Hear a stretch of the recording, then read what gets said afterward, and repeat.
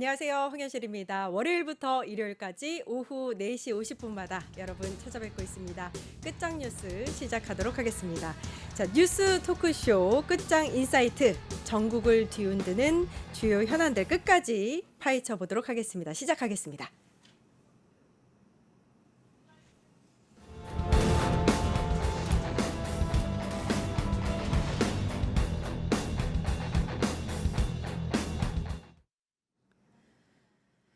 네, 끝장 인사이트 최인호 전 더불어민주당 의원, 박원석 전 의원님도 나와 계십니다. 안녕하세요, 의원님.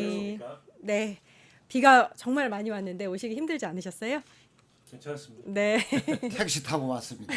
지하철 못 탔습니다. 네, 그러니까요. 비가 많이 와서 교통이 많이 불편한 상황이었을 텐데 스튜디오까지 나와주셔서 너무 감사합니다. 자, 첫 번째 주제부터 이야기 나눠보도록 하겠습니다. 윤석열 내란의 밤 통화 왜입니다. 자, 12.3 비상계엄 전후에 윤석열 씨가 휴대전화로 몇몇 사람들과 통화한 내역이 공개가 됐습니다. 주요한 통화 상대가 추경호 당시 국민의힘 원내대표 그리고 나경원 의원 등인데요. 일단 나경원 의원은 굉장히 짧게 통화를 했던 것 같고 추경호 의원은 일단 한두 번은 아닌 것 같아요. 무슨 내용이 오갔을까요? 그러니까 이제 계엄 내리고 4분 만에 추경호 원내대표하고 통화했고 네. 또 그 뒤에 바로 나경원 의원 통화했다는 건 아닙니까? 예예. 뭐 추경호 의원은 여러 차례 통화했다 하는 뭐 그런 말도 있는데 네. 우선 이제 4분 뒤에 원내대표하고 통화했다. 네. 이것은 계엄 내리기 전에 윤통의 머릿속에는 국민의힘 의원들을 통제할 필요가 있다는 그런 분명히 계산이 있었을 것이다. 그러니까 머릿속에 넣었다가 계엄 선포하고 바로 추경호 원내대표에게 전화해서 뭔가 계엄 해제 의결을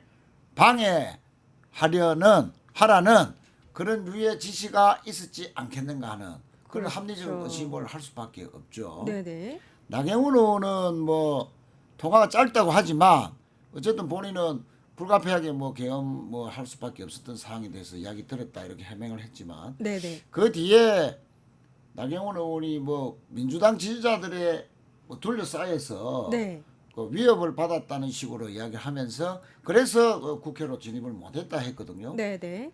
당시 저도 뭐 국회 정문 앞 쪽에 있었지만 예. 사실은 그 정문 앞에는 매우 뭐 혼란스러웠던 건 그렇죠. 맞지만 네. 조금만 벗어나면 우은식 의장님 같은 경우도 담을 뛰어 넘어갔잖아요. 예. 또 다른 의원들도 많은 그 외곽에 조금 그 정문에서 이제 빗겨난 다른 정문, 후문 이런 네. 쪽으로 해서 다 들어갔단 말이죠. 네네네. 마음만 먹으면 다 들어갔죠. 네. 그리고 이재명 당시 대표가 유튜브 방송을 통해서 예. 국회로 본인도 가고 있는데 모든 분들은 국회로 모여달라라고 했죠. 맞습니다. 그럼 그 지지자들이 네.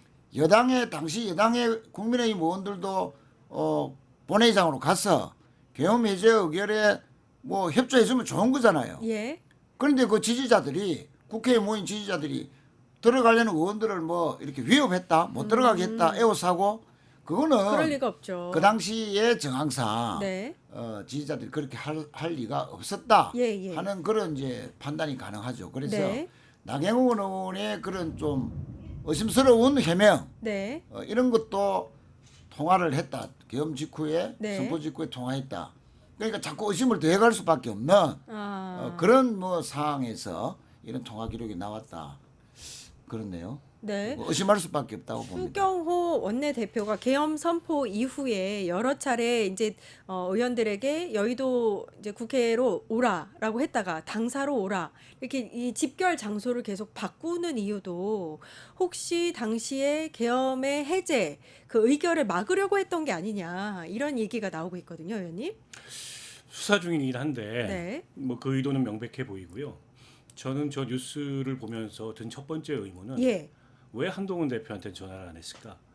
그러니까 계엄을 미리 알리지 못한 것에 대한 양해를 구하는 통화였다. 이렇게 예. 이제 나경원, 추경호 두 사람 다 얘기하잖아요. 예. 근데 그런 내용이라면 당연히 당 대표한테 먼저 하는 게 상식 아니에요? 그렇죠. 근데 당 대표한테는 끝내 안 했어요. 원내대표 대신에 체포하려고 그랬죠. 그 당 대표를. 맞습니다. 예. 그러니까 저 통화의 목적은 국회나 당의 이 기류를 살피면서 계엄해제 결의에 참여하지 못하도록 자당의 의원들을 통제하려고 하는 이제 그런 의도였던 게 분명하고요. 예. 실제 추경호 원내대표는 그날 국회에 있었어요, 본인은. 예. 이 당 원내대표실에. 그러면서 정작 그 당의 의원들은 다 당사로 그렇죠. 가도록 그렇게 유도를 했고 예. 당 대표의 메시지하고 원내대표의 메시지가 계속 엇갈렸잖아요. 네. 한동훈 당대표는 빨리 본회의장으로 와달라 예. 이렇게 계속 이제 의원들 소통방에 올렸는데 원내대표는 계속 그 당사로 가라 예. 이렇게 이제 일종의 교란 작전을 핀 거죠. 결과적으로 18명의 의원들만 계엄 해제에 동참을 했는데 그게 국민의힘 의원들의 자발적 의사였다기보다 결국에는 윤석열의 의중이었던 게 네. 이 통화를 통해서 확인이 됐다 이렇게 볼 수 있을 것 같고요. 음. 그 추경호 원내대표 이제 고발된 상황이잖아요. 예. 내란 공범으로 수사 중인데 제대로 수사가 안 됐어요. 맞아요. 그리고 나경원 의원도 뭐 참고인으로라도 수사됐다는 얘기를 제가 아직 못 들어봤습니다.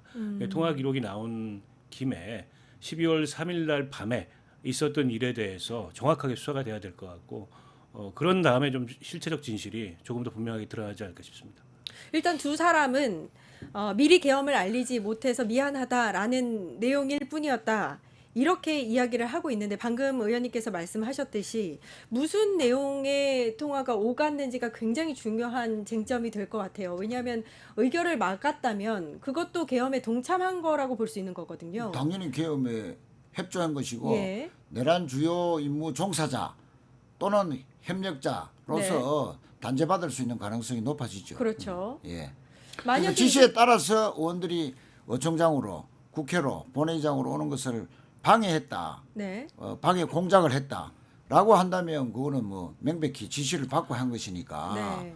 계엄 해제 의결이라는 것이 결국은 핵심적인 계엄 막는 방법 아닙니까? 그렇죠. 그것을 방해했다는 것은 뭐 내란 동조죄에서 벗어나기 힘들겠죠. 아니 근데 저는 좀 이해가 안 되는 게 예. 나경원, 추경호 이런 분들이 무슨 초선 의원도 아니고 네. 그럼 대통령의 권한이라고는 합니다만 저 계엄이 위헌 불법적인 계엄이라는 걸 모르겠습니까? 알 몰랐던 거죠. 국회의원 자격이 나경원 없는 의원은 또 판사 사람들인데 출신 아닙니까? 한마디도 안 한 거예요. 예. 한마디도 안 했잖아요. 네. 본인들이 그런 말, 이 대통령님 이거 하면 안 됩니다. 지금이라도 멈춰야 됩니다. 내지는 이거 계엄 해제 결의에 우리도 참여할 수밖에 없습니다. 이런 얘기 안 한 거예요. 오히려 윤석열 의중에 따라서 네. 계엄 해제 의결이 이루어지는 거를 방해하려고 했던 거고 그 뒤에 가서 나경원 의원 뭐 말도 안 되는 아까 의원님 말씀하셨듯이 갔는데 뭐 민주당 지지자들 핑계 대면서 못 갔다. 저는 이 앞뒤가 하나도 안 맞아요. 네. 그래서 넓게 보면 이 사람들 다 동조자입니다. 아니 그 대통령이 그런 이유로 전화했을 때 이거 안 된다고 얘기하는 게 국회의원으로서의 당연한 판단이고 역할이죠. 네. 아무도 안 했어요. 그게 동조죠. 오히려 국회의원을 당사로 빼돌려서 의결을 방해했다라고 볼 수 있는 상황이고 다른 국무위원과도 통화한 내역이 있습니다. 그러니까 삼청동 안가 모임에 참석했던 이상민, 김주현 민정수석까지 통화한 기록도 있는 걸로 알려져 있는데 이게 어떤 의미를 갖는지 좀 의원님께서 분석을 좀 해주시면 좋겠습니다. 그러니까 그날 이제 계엄 해제하고 난 바로 당일날 밤에 네, 법무부 장관, 행안부 장관, 민정수석, 법제처장 등이 이제 모여서 해동을 했다는 것은 뭐 본인들 다 인정했죠. 예, 그럼 뭐 때문에 그날 안가에서 해동을 했느냐? 네. 그것은 2차 계엄을 모의하기 위해서 그런 거 아니냐 네, 하는 네. 그런 이제 의혹들이 강력하게 대두가 됐었죠. 네, 네, 실제 계엄을 다시 건의할 수 있는 사람은 국방부 장관은 이미 건의를 했고 예. 저 남은 사람은 행안부 장관 한 사람뿐입니다. 네, 네, 네. 그런 행안부 장관과 법을 해석하고 또 여러 가지로 또 법무부와 관련된 계엄 뭐 2차 계엄이 있다면 또 나름대로 지휘 선상에 있어서 법무부 장관, 네. 민정수석이야 당연히 대통령의 뜻에 따라서 여러 가지 조율을 또 하겠죠. 네, 네. 자, 법제처장. 그러니까 이런 법을 판단하고 해석하고 2차 계엄에 대한 법적 가능성에 대해서 충분히 의논을 할 만한 사람들이 다 모였다는 거죠. 예. 예. 그리고 2차 계엄이 내려섰을 때 법적인 검토뿐만 아니고 과연 군과 경이 따라줄 것인가, 네. 또 국민들의 저항 정도가 어떤 것인가 라는 나름대로의 그런 판단을 했지 않았을까 하는 그런 합리적인 의심을 들 수밖에 없는 해동이다 네. 라고 이제 볼 수밖에 없는 거죠. 그래서 이제 한덕수 총리도 마찬가지인데 우리가 이제 이 내란 수사가 그냥 멈춰버렸지 않습니까? 예, 맞습니다. 딱 몇 사람 16명만 구속시키고 그 이상 그렇죠. 확대되지 않죠. 또 대부분이 그 계엄군이에요. 군인들이에요. 그러니까요. 예. 그러니까 노상원에 대한 민간인 신분으로 예. 계엄을 주도했던 주요 임무 종사자 더 확대도 안 되고 예. 자 국무위원도 마찬가지인데 네. 이런 그 네 사람의 안가 해동했던 사람들뿐만 아니고 제일 의심스러운 사람 중에 한 사람이 한덕수입니다. 네, 네. 총리면서 3년간 했죠. 공식 비공식 주례 해동 또 회의 또 보고 거의 일주일에 최소한 한 서너 차례 많으면 거의 하루에 한두 차례 더 이상 만날 수밖에 네. 없는 그런 위치에 있는 한덕수 총리가 전혀 몰랐다. 계엄 선포된 뒤에 알았다. 자신은 국무회의에 가서 뭐 이렇게 말렸다. 뭐 이런 식으로 그거 자체를 그 저희들은 이제 못 믿겠다는 거죠. 예, 예. 그래서 그리고 이제 부속실장은 이제 밝혀진 것은 안가해동 그러니까 그 참모총장과 조지호 경찰청장과 계엄 선포 직전에 그날 밤에 안가해동을 했다는 거 아니에요? 네. 윤석열하고 네. 그렇죠. 그 연락을 했다는 거죠. 예. 그건 드러났잖아요. 네. 자 그러면 부속실장이 중간에서 했던 역할은 뭐냐? 네. 청와대에 있는 그 참모들이 과연 몰랐냐? 그건 뭐 알을 수밖에 없을 네. 것이고 김건희 라인은 또 뭐 어떻게 작동을 했느냐 이 계엄에 자 이런 그 내란의 주요 세력과 사람들이 검찰이 수사를 멈춰버리니까 결국은 이제 빨리 이제 대선 이후에는 이 특검을 그렇죠. 빨리 이제 실시해서 맞습니다. 낱낱이 다 밝혀야 되는 네. 뭐 그런 숙제가 이 있습니다. 윤석열 씨의 통화 내역이 의미하는 것들이 보면 그 국무위원들과 통화했다는 것은 의결 관련해서 그리고 이 계엄을 진행하는 데 있어서 국무위원들의 동의를 구하려고 했던 거 아니냐 뭐 이런 생각도 들고요. 2차 계엄 얘기도 하셨는데 이 부분에 대해서는 추가 수사를 통해서 좀 혐의를 확실히 해두는 게 좋겠다라는 생각이 들고요. 또 하나 통화한 대상이 유튜버가 있습니다. 고성국. 굉장히 많이 통화를 했단 말이에요. 그리고 실제로 고성국 이분이 한 이야기를 그대로 윤석열 씨가 그 다음날 담화로 발표하는 것도 확인이 됐어요. 어떻게 보세요? 그러니까 윤석열 전 대통령이 그 유튜버들 본인 예. 지지하는 강성 친윤 유튜버들하고 자주 소통한다 이런 이제 얘기는 있었는데 확인이 된 거죠. 예. 근데 고성국 씨 같은 경우에는 구독자도 굉장히 많은 네. 그 친윤 이 유튜버의 대표격인 인물이고, 근데 이분하고 단순히 소통한 정도가 아니라 어떻게 보면 이분하고 무슨 전략을 논의하고 대응 방안을 논의하고 더 나아가서 이제 고성국 같은 사람을 자기 메시지의 창구로 삼아서 자기가 하고 예. 싶은 얘기를 이제 유포하는 예. 그런 통로로 삼은 게 아닌가 싶어요. 어. 그러니까 지금 그 제일 많이 통화한 날이 첫 번째 탄핵 소추 있었던 날. 네. 그날 5번인가 통화를 했는데 네. 그 고성국 씨가 뭐 집회에 참여하느라고 전화를 못 받았다는 거 아니에요? 네. 근데 그날 저녁에 고성국 씨가 자기 유튜브에 나와서 한동훈 그 국민의힘 대표를 아주 격렬하게 비난을 네. 합니다. 그러면 정황상 어쨌든 윤석열하고 이 탄핵 소추 상황에 대해서 대응 방안을 논의하고 한동훈 비난할 것을 주문하고 뭐 이런 거 아니겠어요? 네. 근데 지금 윤석열 씨가 지금도 그러고 있다는 겁니다. 어. 최근에 그 사퇴를 하니 많이 뭐 탈당을 하니 많이 이런 그렇죠. 얘기가 있는데 예. 그 얘기를 제일 먼저 꺼낸 사람이 서정욱 변호사예요. 예, 예. 근데 제가 그 서정욱 씨하고도 방송을 많이 해서 물어봤는데 네. 처음에 이제 그 탈당 얘기는 자기 아이디어 수준이었는데 그걸 가지고 만났대요, 윤석열을. 만나고 나서 나온 얘기는 할 생각이 없다. 그러니까 일제히 지금 친윤 유튜버들은 윤석열 대통령이 탈당하는 게 선거에 도움이 안 된다. 이렇게 이제 입을 맞춘 듯이 얘기를 하고 있어요. 그리고 지금도 이렇게 그 국민의힘 경선 과정이나 네. 한덕수 갈아 끼우기 과정에서 여기저기 윤석열이 전화해가지고 네. 그 과정에 개입한 정황들이 있어서 지금이야 뭐 전직 대통령이니까 그렇다 치고 예. 현직인 시절에는 공식 보좌기구가 있잖아요. 네. 대통령 비서실도 있고 내각도 있고 당도 있고. 네. 근데 이런 시스템을 통한 공적 의사결정과 공적 의사소통이 아니고 그렇게 그렇죠. 본인이 유튜버들하고 네. 사적으로 소통하고 또 사적으로 주문하고 이렇게 해서 메시지 전파하고 의사결정했다는 거 이게 시스템이 무너진 거거든요. 네, 네. 그러니까 이제 저런 내란 같은 걸 일으키는 거예요. 그래서 그러니까요. 지금 고성국 씨나 이런 사람도 넓게 보면 다 내란 동조자들에 해당하는 겁니다. 네. 때문에 이거 뭐 대선 이후에 그냥 검찰의 수사로는 안 될 것 같고 결국 이제 특검법이 특검으로. 통과돼서 특검법이 통과되면 이제 이 수사 범위가 확대되고 네. 수사 대상이 확대될 수밖에 예, 없거든요. 그렇게 처리해야 될 문제라고 봅니다. 일단 이제 비화폰으로 통화를 했다고 하니까 통화 내역을 밝힐 수는 없을 것 같고 일단 경호처도 이 수사에 협조하지 않아서 거의 6개월 넘어서야 이걸 서버를 확보한 걸로 알고 있거든요. 그럼 내용이 거의 남아있지 않을 텐데. 그 이제 통신 기록은 남을 거죠. 네. 그 네트워킹이 어떻게 작동이 됐는지 일설에 의하면 1,300개의 비화폰이 풀렸다.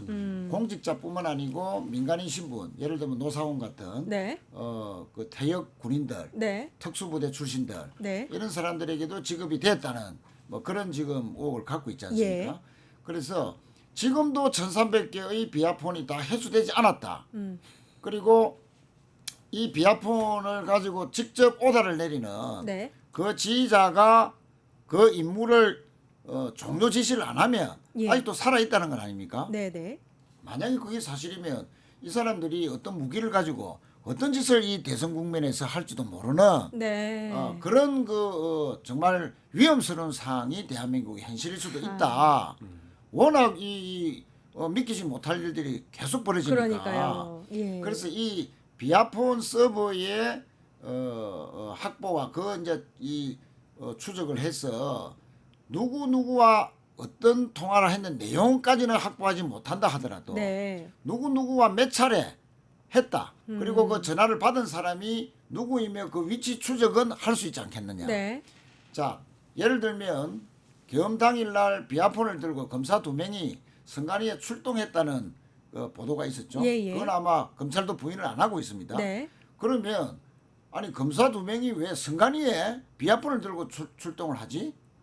그럼 미리 선관위에 출동한다는 것을 그 야밤에 알고 그렇죠. 있었다는 거잖아요. 예, 예. 그러면 선관위를 침탈해서 그 검사들이 해야 될 역할은 뭐냐?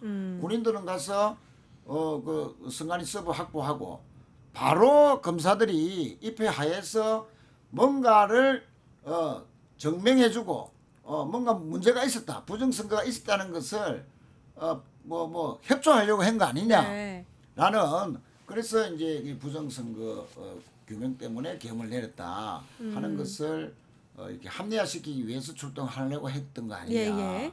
자, 그러면 그것이 왜 검찰은 김성훈 경호처 차장에게 구속영장을 계속 미루고 영장이 그 법원에서 취소 당하게끔 하고 그리고 그 영장 실질 심사에 갔는데 검사가 한 명도 안 나타나는 예.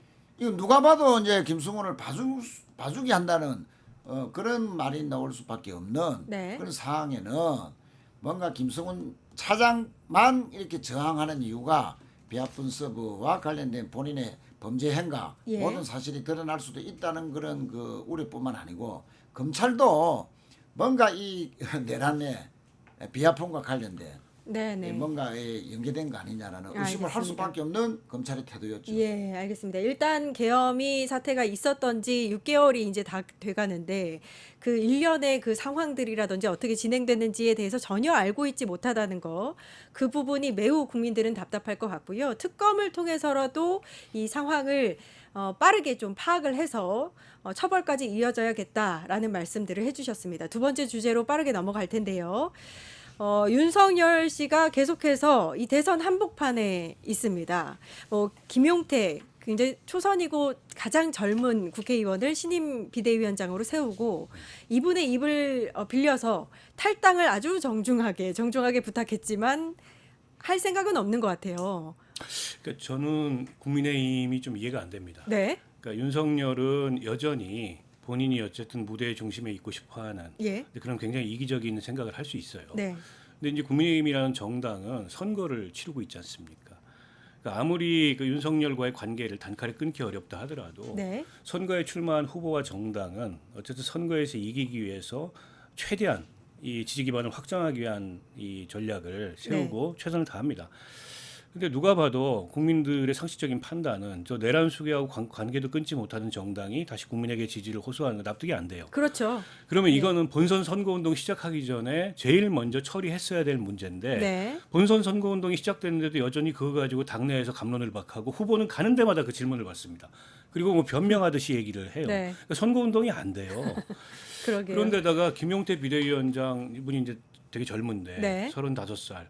그래서 쇄신의 칼자루를 한번 줘보라고 줬는데 이거는 그 윤석열이 당의 처분을 기다리는 게 아니고 당이 윤석열의 처분을 기다리고 있잖아요. 네. 가서 호소하고 선의에 그러니까요. 뭐 읍소하고. 네. 그러니까 이게 윤석열 포켓 정당이에요. 네. 아직도 윤석열 호주머니 안에 있는 아, 정당입니다. 포켓 정당. 그럼 국민들이 보기에 아무리 김문수 후보가 뭐 지금 오늘 비도 오는데 유세차 타고 열심히 돌아다니면서 목이 터져라 얘기한들 그런 얘기가 들리겠냐고요. 내란 수계하고 관계도 못 끊는 정당이 네. 무슨 염치로 나와서 표를 달라고 하냐. 이 말 한마디면은 선거가 안 되는 거예요. 예. 근데 이제 집단적으로 뭐랄까 정치적 이성이랄까 이런 네. 게 마비된 겁니다. 네. 그러니까 국민의힘도 저 정도 정당은 아니었어요. 선거를 잘하는 정당이었습니다. 근데 네. 탄핵 한 2번 되더니 완전히 망가졌어요. 그러니까. 그래서 제가 보기에 윤석열 탈당 안 합니다. 안 해요. 근데 저 당은 출당시킬 능력이 안 돼요.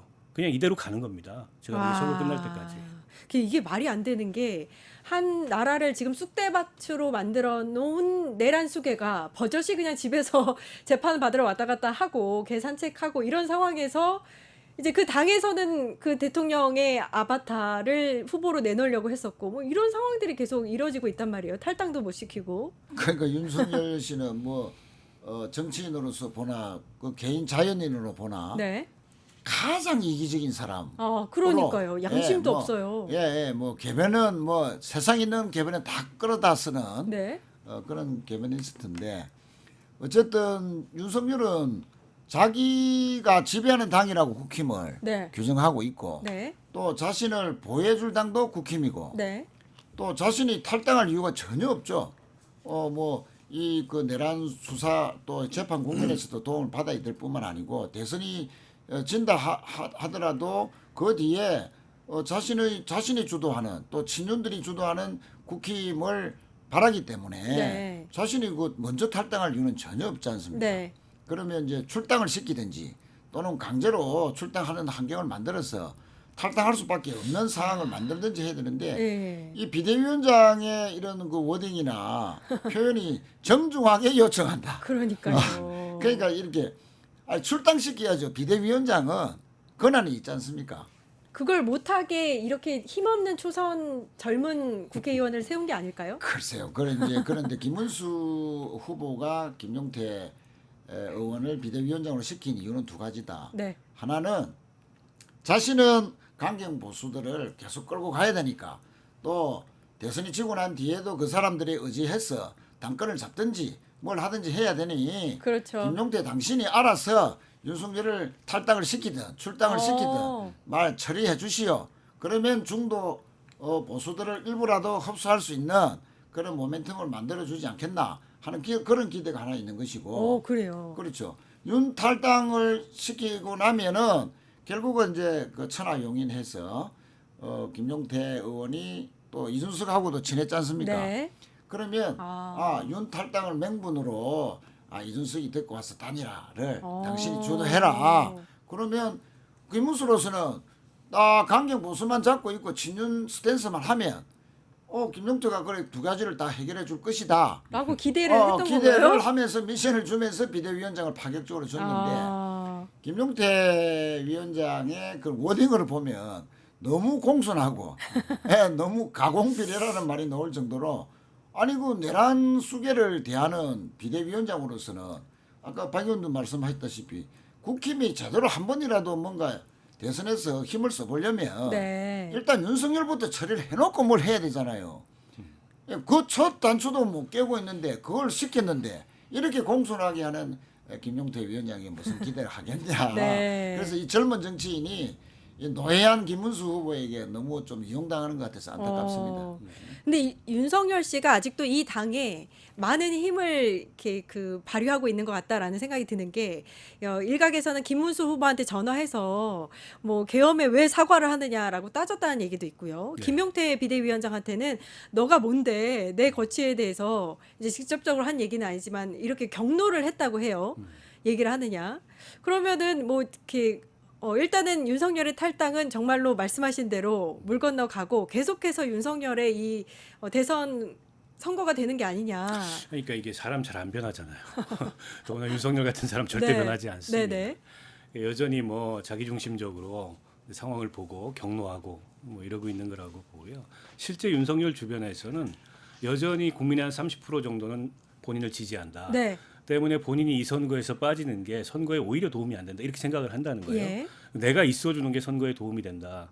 이런 주장을 하고 있는데 아니 그게 윤석열의 착각이 됐든 윤석열의 만용이 됐든 그건 윤석열 생각이고 저는 김문수 후보나 국민의힘이 문제라는 겁니다. 더 이상 윤석열이 문제다라는 얘기는 우리가 해봐야 뭐 윤석열이 달라질 것도 없고 그건 별로 의미 없는 얘기고 네. 그러나 이제 국민의힘이나 김문수는 선거를 치르고 있고 앞으로도 선거를 치러야 될 정당이에요. 네.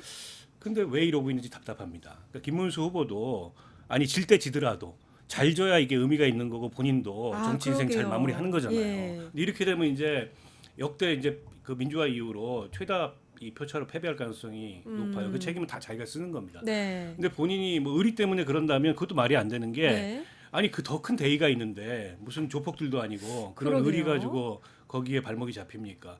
본인이 한독수 팔아가지고 경선에서 이겼지만 한독수하고 단일화 안 했잖아요. 네. 명분이 있어서 안 한 겁니다. 그렇죠. 내가 어쨌든 민주적 그때까지만 정당성이 해도 내가 민주적 정당성이 있는 후보고 네. 대의는 나한테 있다 이러고 안 예, 했잖아요. 맞아요. 마찬가지예요. 지금 윤석열하고 개인적 관계, 윤석열이 자기 장관시켜 준 거는 사소한 일입니다. 이제 네. 더 큰 대의 앞에 있는데 그 더 큰 대의 앞에 눈을 감고 거기에 발목이 잡혀 있다면 그런 분이 무슨 대통령을 합니까? 네. 그리고 김용태 의원한테 미룰 문제가 아니에요. 선거 때는 전부 후보인만 쳐다봅니다. 그럼요. 후보가 뭐라고 얘기하느냐가 핵심이고 지금 국민의힘이 아무리 기반이 그 김문수 후보가 없어도 지금 현재 상태에서는 김문수 후보가 얘기한 대로 가게 돼 있어요. 그렇죠. 예. 근데 정작 이제 문제는 본인입니다. 그렇죠. 근데 본인이 윤석열과의 관계를 그런 방식으로 네. 끊을 생각이 없는 거예요. 그러면 뭐 이 선거에 대한 책임은 김문수 후보가 지는 거죠. 알겠습니다. 대선이 막바지에 다다르고 있습니다. 18일 남았는데 국힘은 여전히 대선을 하고 있는 게 아니라 그 이후를 생각하면서 당권에 대해서 어떻게 가져갈지 이 고민만 하고 있는 듯한 모습. 국민으로서 좀 답답하게 쳐다보고 있습니다. 자, 지금까지 끝장 인사이트 최인호, 박원석 의원님 함께했습니다. 감사합니다. 감사합니다. 네, 이어서 1타 전치 바로 찾아오겠습니다.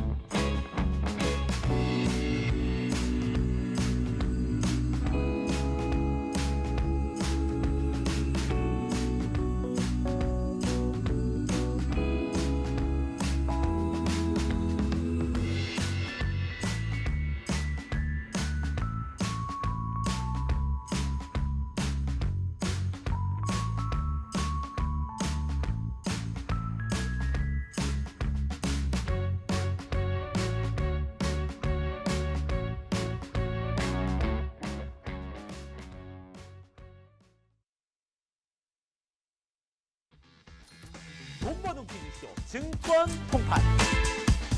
너도 받고 나도 받는 친구 초대 무제한 적립 이벤트. 초대 횟수 무제한, 보상도 무제한. 한 문제만 풀면 친구도 코인, 나도 코인. 우승 상금에 친구 초대 보상까지. 매일 낮 12시 증권 통팟에서 만나요.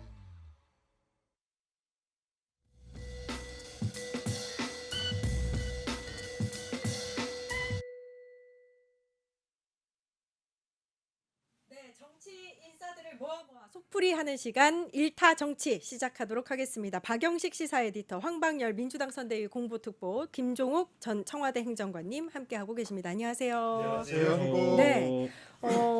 잠시 소식을 말씀을 드리면 기소식 말씀드릴게요. 5시를 기점으로 오후 5시를 기점으로 서울 서남권에 호우주의보가 발령됐습니다. 특히 영등포구 지역에 많은 비가 내리고 있으니까 참고를 해주시고요. 저지대와 지하차도 등 침수 우려가 있으니까 시민 여러분들 주의를 부탁드립니다. 퇴근길, 빗길 안전 운전도 유의하시기 바랍니다. 자. 빗길에 안전운전 꼭 하시고요. 저희 끝장 뉴스 계속해서 함께 해주셨으면 좋겠습니다. 제가 국회에서 네, 나왔는데요. 네, 거의 저 소나기가 아주 폭포처럼 쏟아지고 그러니까요. 저도 같은 시기에 그 여의도에서 나온 것 같은데 바지가 지금 아래쪽이 다 젖었습니다. 아 그래요? 네. 비가 한꺼번에 막 많이 쏟아져가지고 그러니까요. 네, 조심하셔야 될 것 일단 이런 날은 사고 나지 않는 게 제일 우선인 것 같고요. 자, 첫 번째 주제 시작하도록 하겠습니다. 이재명 표 빅텐트라고 주제를 정해 봤습니다. 자, 이재명 후보 일단 어제부터 계속해서 전남 목포 호남 지역을 방문하고 있는데요. 고 김대중 전 대통령의 계승자임을 강조했다라고 하죠. 먼저 우리 공보특보님께 한번 여쭤보고 싶습니다. 어떤 의미로 이렇게 진행하고 있으신 건지. 네. 이재명 후보는 네. 2022년 대선 때부터 이 방명록에 그 많이 적는 문구가 상인적 현실 감각과 서생적 문제의식. 맞아요. 이게 김대중 대통령도 즐겨 쓰시던 용어인데 그쵸. 이걸 활용을 많이 합니다. 그다음에 또 DJ는 정치인은 국민보다 반보만 앞서가야 된다. 이런 그 혼자 멀리 쫓아가면 이상 쫓아가면은 국민들하고 멀어져서 실패한다 네. 이런 얘기를 많이 하셨는데 이 후보도 이재명 후보도 이런 점을 굉장히 중시하는 분입니다. 그래서 큰 거대 담론 이런 거보다는 현실의 문제 해결에 집중한다. 그래서 실용을 굉장히 강조하는 그런 정치인입니다. 네, 상인적 현실 감각과 서생적 문제 의식 요거 말씀해 주셨는데 에디터님 요거 이렇게 선거 운동 펼치고 있는 거 어떻게 보셨는지 말씀해 주시죠. 뭐 이제 호남은 텃밭이고 사실은 부산을 방문했을 때는 김영삼 전 대통령을 강조하기도 했고요.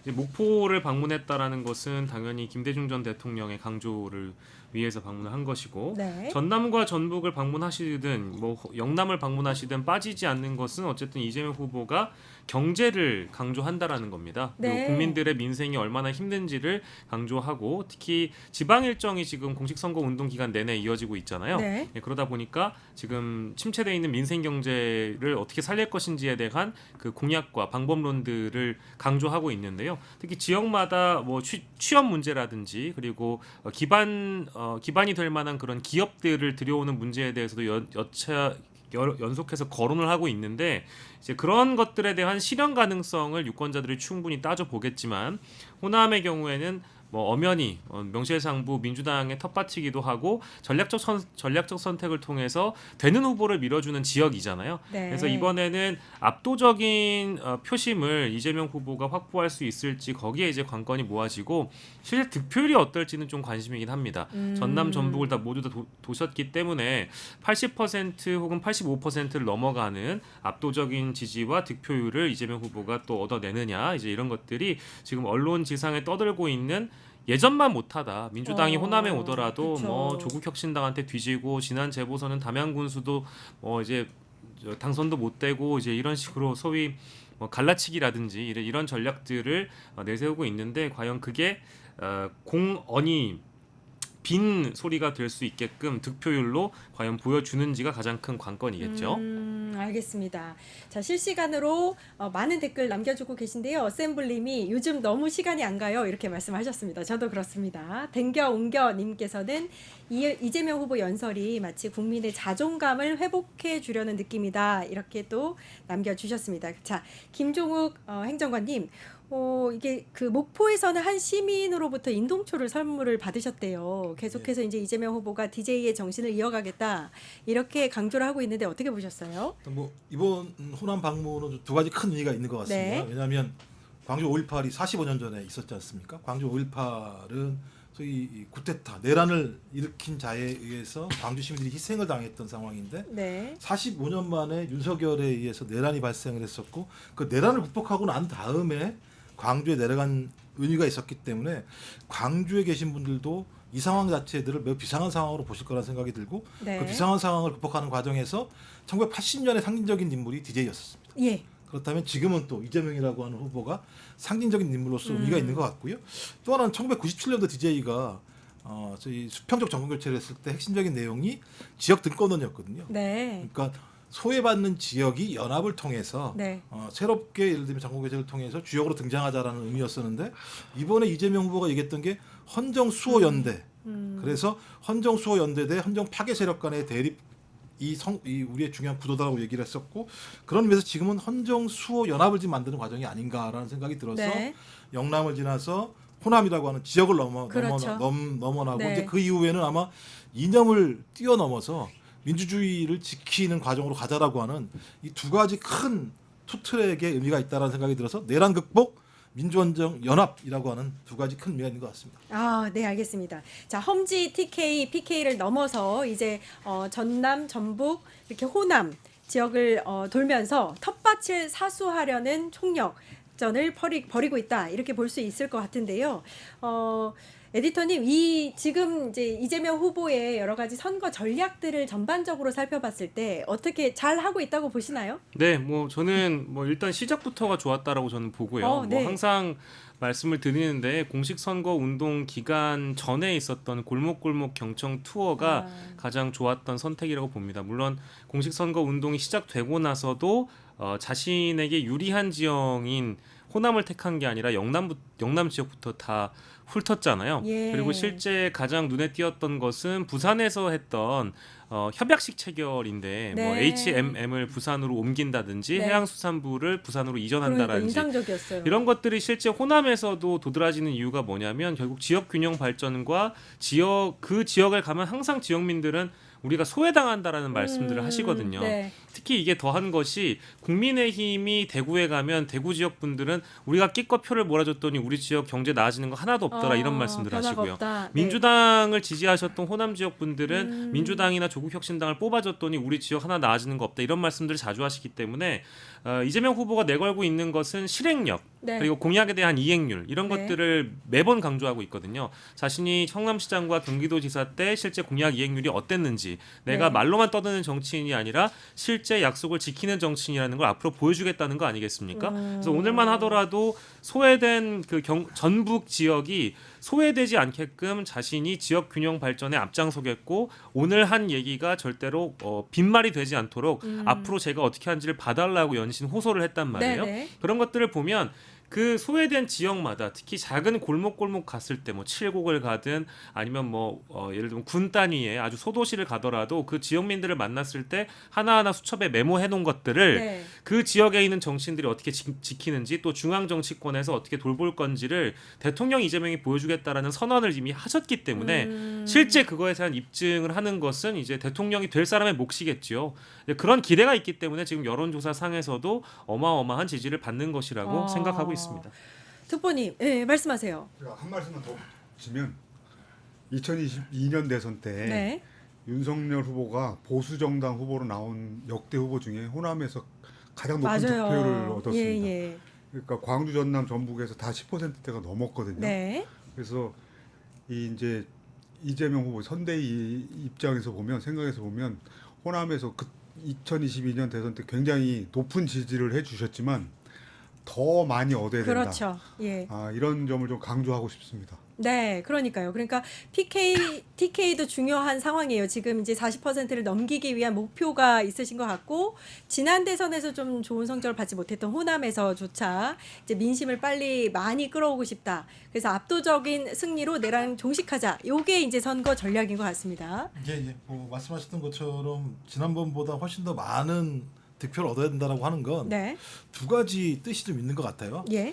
이제 하나는 내란 극복 과정에서 국민들의 응축된 힘을 모아내고 다시는 내란이 일어나야 되지 않는다라는 것을 확인해 줄 수 있는 건 얼마나 큰 득표율로 이기느냐가 가장 핵심적인 의미가 있겠죠. 예. 또 하나는 내란을 극복하고 난 다음에 이 무너진 민생, 그러니까 이재명 후보가 가장 지금 이 상황을 위기로 보는 건 뭐냐면 3년 동안 윤석열 정부가 경제를 완전히 망가뜨려 놓은 상황입니다. 네.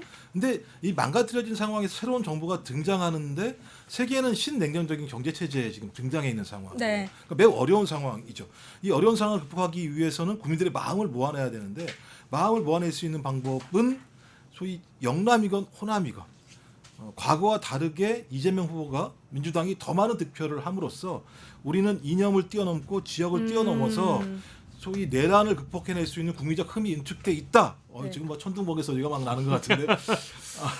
그래서 그런 힘들을 모아내는 과정으로 가야 된다라는 생각을 가져서 네네. 아마 이재명 후보도 더 열심히 뛰는 것 같고 제가 지금 듣기로는 이재명 후보가 지금까지 그 움직인 거리가 1026km라고 어. 얘기하고 박찬대 원내대표가 682km라고 얘기해서 1700km를 지금까지 옮겨 다녔다라고 얘기하는 네네. 거니까 그만큼 절박하다.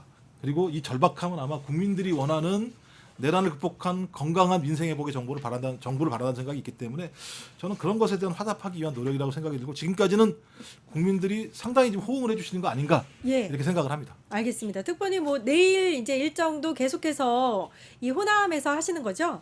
5.18이 이제 이틀 후니까 예. 그런 부분도 있고 지금 우리 김 박사님 얘기하신 그런 내용들을 실질적으로 호남에서 담아내기 위해서 호남 일정에 이제 집중하고 있습니다. 특히 지금 김 박사님이 그 경제 부분 얘기를 많이 하셨는데 네. KDI에서 네. 한국개발연구원에서 올해 경제 성장률을 0.8%로 그렇죠. 전망했습니다. 예. 근데 국책 연구기관에서 지금까지 1% 성장률을 그렇죠. 1% 미만으로 한 거는 이 정부뿐만이 아니고 거의 처음 있는 일입니다. 그만큼 경제가 심각하다는 걸 상징적으로 보여주는 건데 이분이 굉장히 중요한 우리 대선의 이슈로 지금 등장해야 된다 이렇게 생각을 좀 하고 있습니다. 예. 알겠습니다. 자, 이재명 후보가 또 외연 확장에 상당한 공을 들이고 있는 모습인데 어제 민주당 일부 의원들이 MB계 좌장이죠. 민주화 운동 기념사업회 이재호 이사장을 만났습니다. 에디터님 어떻게 네. 보셨어요? 네, 이재호 이사장을 이재명 후보가 만난 게 아니고 요즘에는 뭐 보수 인사가 민주당에 영입이 될 가능성이 있다라거나 네. 아니면 외연 확장 차원에서 또 다른 뭐 실제 어떤 캠프의 지지자들이 지지 선언을 한다거나 이러면 이재명 후보가 직접 만난 줄 알고 기사를 들여다봤더니 그게 아니라 네. 민주당의 이른바 이제 친명계 의원들이 예. 이명박계 좌장인 이재호 이사장을 만났다라는 겁니다. 네, 선대위 합류를 요청했는데 거절을 했다라는 보도까지 이미 나와 있어요. 예. 그래서 그 서울 여의도 한 식당에서 만나고 선거를 도와달라고 요청을 했는데 어쨌든 어디든 이제 가지 않기로 지금 결정을 한 것으로 보이더라고요. 이재호 이사장은. 그런가요? 예. 그래서 뭐 일단 만난 것은 화제가 될 수밖에 없는 상황이고 왜냐하면 김민석 최고위원도 깜짝 놀랄만한 보수 인사가 합류할 가능성이 있다라고 사실 어제 예고를 했는데 어제 이재호 이사장 만난 게 노출이 되고 기사가 되다 보니까 이재호 이사장이냐? 예, 이재호 이사장이냐 이런 얘기가 나왔습니다만 그건 아니었던 것 같고요. 그냥 이 관계가 전현직 민주당 의원들 이 세 명 다 여기 지금 합류하신 분이 뭐 노웅래, 문진석, 이현희 이런 분들인데 다 이재호 이사장 대학교 후배였다는 거예요. 그래서 겸사겸사 밥도 먹고 왜 하필 이 시기에? 그러니까 뭐 선대위 네? 합류 네. 또 이제 이야기를 하면서 예. 스승의 날이었기 때문에 만나서 스승의 이런저런 날. 이야기를 나눴다고 네. 하고 이재호 이사장은 이재명 후보의 행보나 민주당의 행보가 바람직하다는 평가를 또 했다는 것 같아요. 외연 확장이나 이제 보수 정당으로서 거듭나는 부분에 대해서 평가를 했다라고 하는데 일단 뭐 이런 평가만 좋으면 뭐 하겠습니까? 정치적인 제한이 오가지 않았다라고 어쨌든 얘기를 했고 가지 않겠다고 하니까 뭐 그냥 만난 거에 의의를 두지 않겠나? 근데 만난 것만으로도 네. 뭐 이게 나쁘지 않은 제스처니까요. 근데 특보는 이렇게 어때요? 내부에서는 이게 만났는데 그 이후가 이렇게 뭐 외연 확장까지 연결되지 않는 모습이 될 수도 있거든요. 평가가 어떠신지 어떻게 보시는지. 이게 사실 네. 이재호 이사장 같은 경우에 실제로 영입할 수 있을 것이냐에 대해서는 저는 그 현실의 가능성은 좀 낮다고 생각합니다.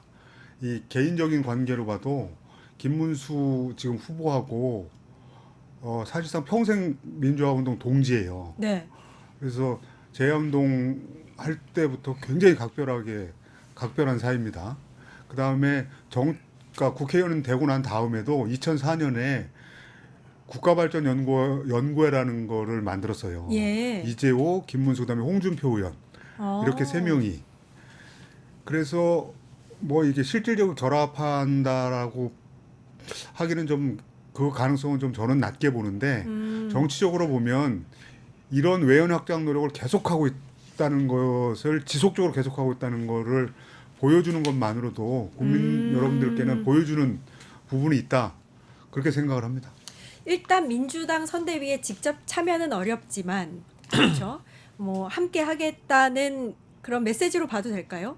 어떤 뭐 결을 함께 하겠다라든지 저희가 이렇게 확대 해석하는 건 문제가 있습니다. 그분이 그렇게 말씀하시면 상관이 네, 없습니다만 네, 네. 저희가 얘기할 수 있는 건 아니고 예. 일단 이재명 후보가 일관되게 얘기한 건 뭐냐면 뭐 흰 쥐든 검은 쥐든 흰 고양이든 검은 고양이든 예, 예. 노란 고양이까지 나왔습니다. 네, 네. 노란 고양이든 네. 쥐만 잘 잡으면 된다라는 얘기를 네. 한 적이 있었고요. 예, 이게 예. 이제 실용이라는 거고 또 하나가 본인을 중도적 보수라고 얘기를 했습니다. 그렇죠. 그러니까 선제적으로 소위 유권자 연대를 확장을 해버린 거예요. 네. 그러니까 여기 계신 분들이 그래 나랑 생각이 비슷한 거야? 한번 지켜봐야겠는데 무슨 얘기를 하는지? 네. 라고 생각하시기 시작했었고 그런 생각을 하시면서부터 어떤 일이 벌어졌냐면 이재명 후보 지지율이 상승하기 시작합니다. 그때부터. 그러니까 예를 들면 이 상황을 바라보고 있는 사람들의 어떤 불안감들이 있었거든요. 이 불안감들을 이제 안정적으로 보는 거죠. 이재명 후보가 과거와는 다르게 훨씬 더 유연한 입장을 가지고 이 위기를 극복하는 리더십을 보여줄 수 있겠구나. 무슨 얘기하는지 좀 들어볼까?라고 얘기했는데 계속 그런 얘기를 일관되게 하고 있거든요. 그러니까 지지율이 상승하는 효과가 있고 네. 저희 이 보수 국민의힘 같은 경우는 아무리 자기가 아니야라고 이재명 후보가 아니라고 아무리 주장을 해도 네. 아니 이재명 후보가 지금 하는 걸 보면 맞는 것 같은데라는 얘기가 생기면서 네. 국민의힘은 확장성이 줄어들게 되고 예. 민주당 같은 경우 확장성을 넓히는 과정들을 만들어내기 때문에 그 이재호 뭐 이사장께서 오시던 말던 오시면 좋겠습니다만 좋고. 이미 효과는 다 발생을 했다. 네. 그리고 이런 효과들을 가져왔다라고 하는 건 이번 정치를 이념적인 갈등이 아니라 위기를 극복하고 헌정 체제를 지키려고 하는 것으로 옮겨왔다라는 것만으로도 저는 되게 좋은 접근 맞아요. 방법이었다고 생각을 합니다. 예. 네. 제가 봐도 일단 이재명 후보가 외연 확장에 대한 그 선점은 확실하게 하고 있다고 보이는 게 이제 김상욱 의원 오늘 포옹하는 모습이 이제 만천하에도 공개가 됐고요. 어제 그 홍준표 전 대구시장 차기 정부 초대 국무총리에 검토하고 있다 이런 보도도 나왔었는데 사실 분위기는 나쁘지 않았는데 양측 모두 이제 부인하는 상황은 있었습니다. 어떻게 보셨어요? 예, 뭐 해프닝이죠. 해프닝이고요. 이거는 이제 제가 결론만 얘기하면 홍준표의 지지층 내지는 홍준표의 지지자분들께서 자가 발전적으로 언론에 그냥 흘렸다라고 봅니다. 그래요? 그런 것 같나요? 희망사항을 흘렸다. 저는 이렇게 생각을 하고요. 여러 보도들이 그렇습니다. 예, 홍준표를 국무총리로 만들고 싶어하는 이재명 지지를 선언한 홍준표 지지자들이 이거를 흘리지 않았을까라는 생각이 들고요. 뭐 이미 뭐 홍함사라든지 이런 분들이 기자회견을 통해서 이재명 후보 지지를 선언한 바 있지 않습니까? 네. 국민의힘은 보수 정당이 아니라고. 또 하와이에 나라가 계신 실제 나라가 있는지 아니면 우리와 지금 온라인 공간에서 함께하고 있는지 모르겠지만 홍준표 전 후보도 전 네. 시장께서도 이게 정계 은퇴가 아니라 국민의힘을 은퇴했을 뿐이라고 이제 공언을 했기 때문에 네. 그의 복귀가 어떤 형태로든 이루어져야만 하는데 네. 지금 국민의힘 쪽에서도 김문수 후보가 하와이로 누군가를 보내서 김대식 의원을 보내서 홍준표를 모셔오려는 노력을 하고 있고 그에 앞서서 민주당에서 만약에 대통령이 탄생하면 초대 국무총리로 홍준표를 검토한다고 하니 지금 몸값이 계속 올라가는 것 같잖아요. 이런 형태로의 뭐랄까 자신의 어떤 자발적 주가 상승 이거를 유도한 기사 아니었겠는가라는 생각이 있고 그래서 뭐 양측 다 부인했으니까 뭐 저는 끝났다고 보고요. 네. 이런 게 계속 확대 재생산되니까 이게 뭐 본인 스스로도 좀 개면 적었는지 오늘 아까 전에 이제 정치 포스팅은 2번 다시 안 하기로 했다고 합니다.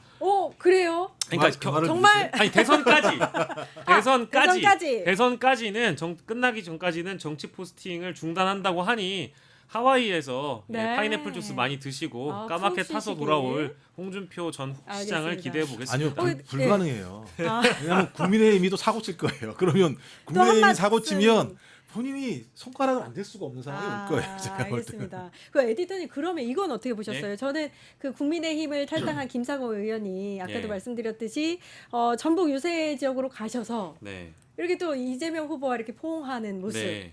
저는 좀 이거 좀 효과 있을란가 이렇게 생각을 했거든요. 김상욱 의원이요. 네. 당연히 효과가 있죠. 오. 이거는 그 아까 우리가 잠깐 짚어봤던 이 중도 보수라고 이재명 후보가 선언한 이후에 네. 중도 보수로 읽히는 인사들을 만나서 뭐 식사 한번 하고 선대위 제안에 대해서 합류해달라고 요청하는 것 그 이상의 효과잖아요. 네. 현직 의원, 무소속 의원이 민주당에 영입될 가능성이 이미 농후해진 상황이고 실제 후보를 만나서 보수 정치인이 익산까지 내려와가지고 민주당 후보와 얼싸안고 포옹하고 두 손 번쩍 들고 연설을 한 건 지지 연설을 한 거잖아요. 지지 연설의 내용도 제가 보니까요. 뭐 화끈하게 그렇죠. 이재명 후보를 아주 화끈하게 지지 유세를 하는 이건 뭐 전 김상호 의원이 벌써 민주당 입당한 줄 알았어요.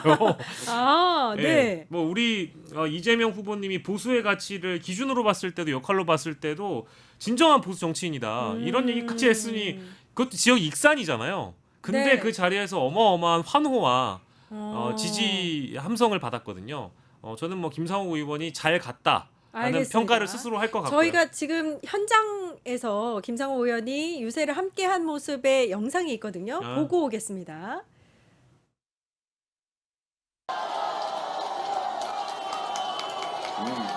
잘했어.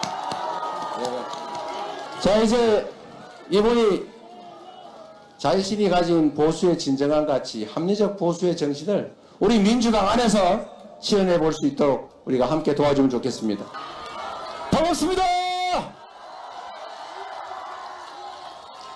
제가 정말 깊이 생각하고 많이 찾아보고 연구했는데 우리 이재명 후보님이 보수의 가치를 기준으로 했을 때도 가장 보수의 기능, 역할, 즉 우리나라 안정적으로 질서 지키고 원칙 지키고 민주주의 지키고 법치주의 지키고 공정사회 만드는데 가장 앞장서시고 실천하신 분입니다. 동의하시죠? 진영으로 정치를 나누는 사람들 그 정치하시면 안 된다고 생각합니다. 여러분 동의하십니까? 대한민국이 보수, 진보 이렇게 진영 갈등이 아니라 정말 국민을 위한 국민이 주인이 되는 국민이 도구가 아니라 국민이 정말 주인이 되는 그런 나라 만들 대통령 누구라고 생각하십니까? 저도 이재명 후보님이 대통령이 되시는데 최선을 다하겠습니다. 감사합니다.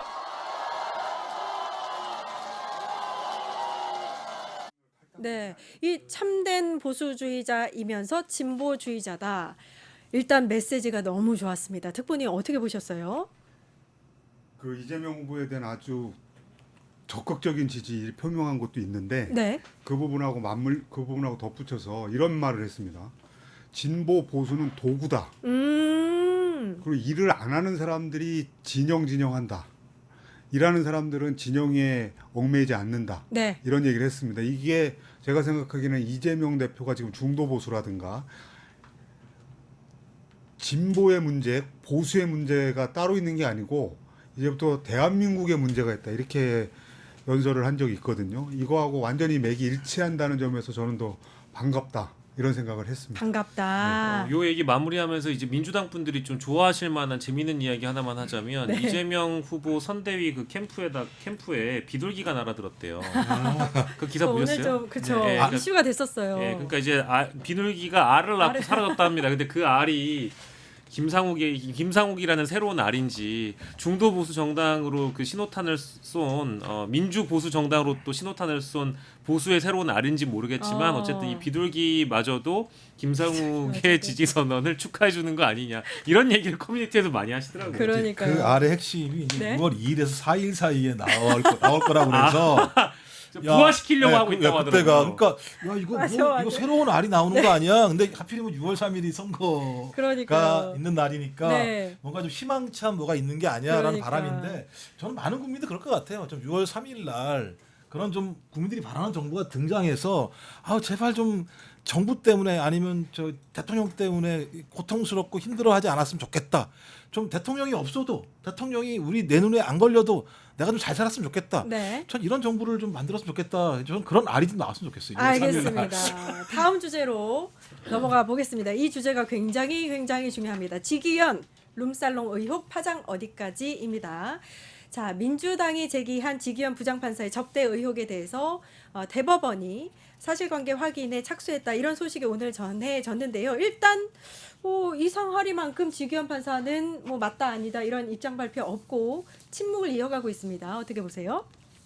침묵의 의미는 네. 무슨 사진인지를 모르겠다라는 거 아니겠습니까? 예. 그러니까 그 사진 제가 이제 일반적으로 어떤 의혹이 제기가 되면 사실 무근이다, 허위 사실이다, 형사 조치하겠다 이제 이 정도면은 끝날 문제였거든요. 네. 근데 중앙지법에서 나서서 직접 이 지규현이라는 사람을 비호해 주는 것도 사실 국민들이 분노할 포인트입니다만은 왜 빨리 제대로 된 해명을 하지 못하고 의혹을 제기한 쪽에 증거를 제출하라는 식의 그런 반박을 했는지 일단 이해가 되지 않고요. 그러니까 입장 없으면 입장 아니겠습니까? 그렇죠. 예, 이제 그거에 대해서는 일단 의문이고, 그러니까 그 침묵의 의미는 이 중앙지법 차원에서도 지규현 판사에게 물어봤지만 모호한 대답을 들었거나 확인하지 못했거나 지규현이 확인을 안 해줬거나 지규현 스스로 두렵기 때문에 자신이 그 사실관계를 밝히지 못한다든지 네. 이제 이런 차원의 의혹이 더 생성되고 있는 거기 때문에 예, 예. 어쨌든 민주당 입장에서는 이 사진에는 지규현의 얼굴이 확연히 드러나 있다라고 이미 폭로를 해버린 상황이잖아요. 네. 근데 이것을 선거 기간에 있는 그대로 다 오픈을 했다가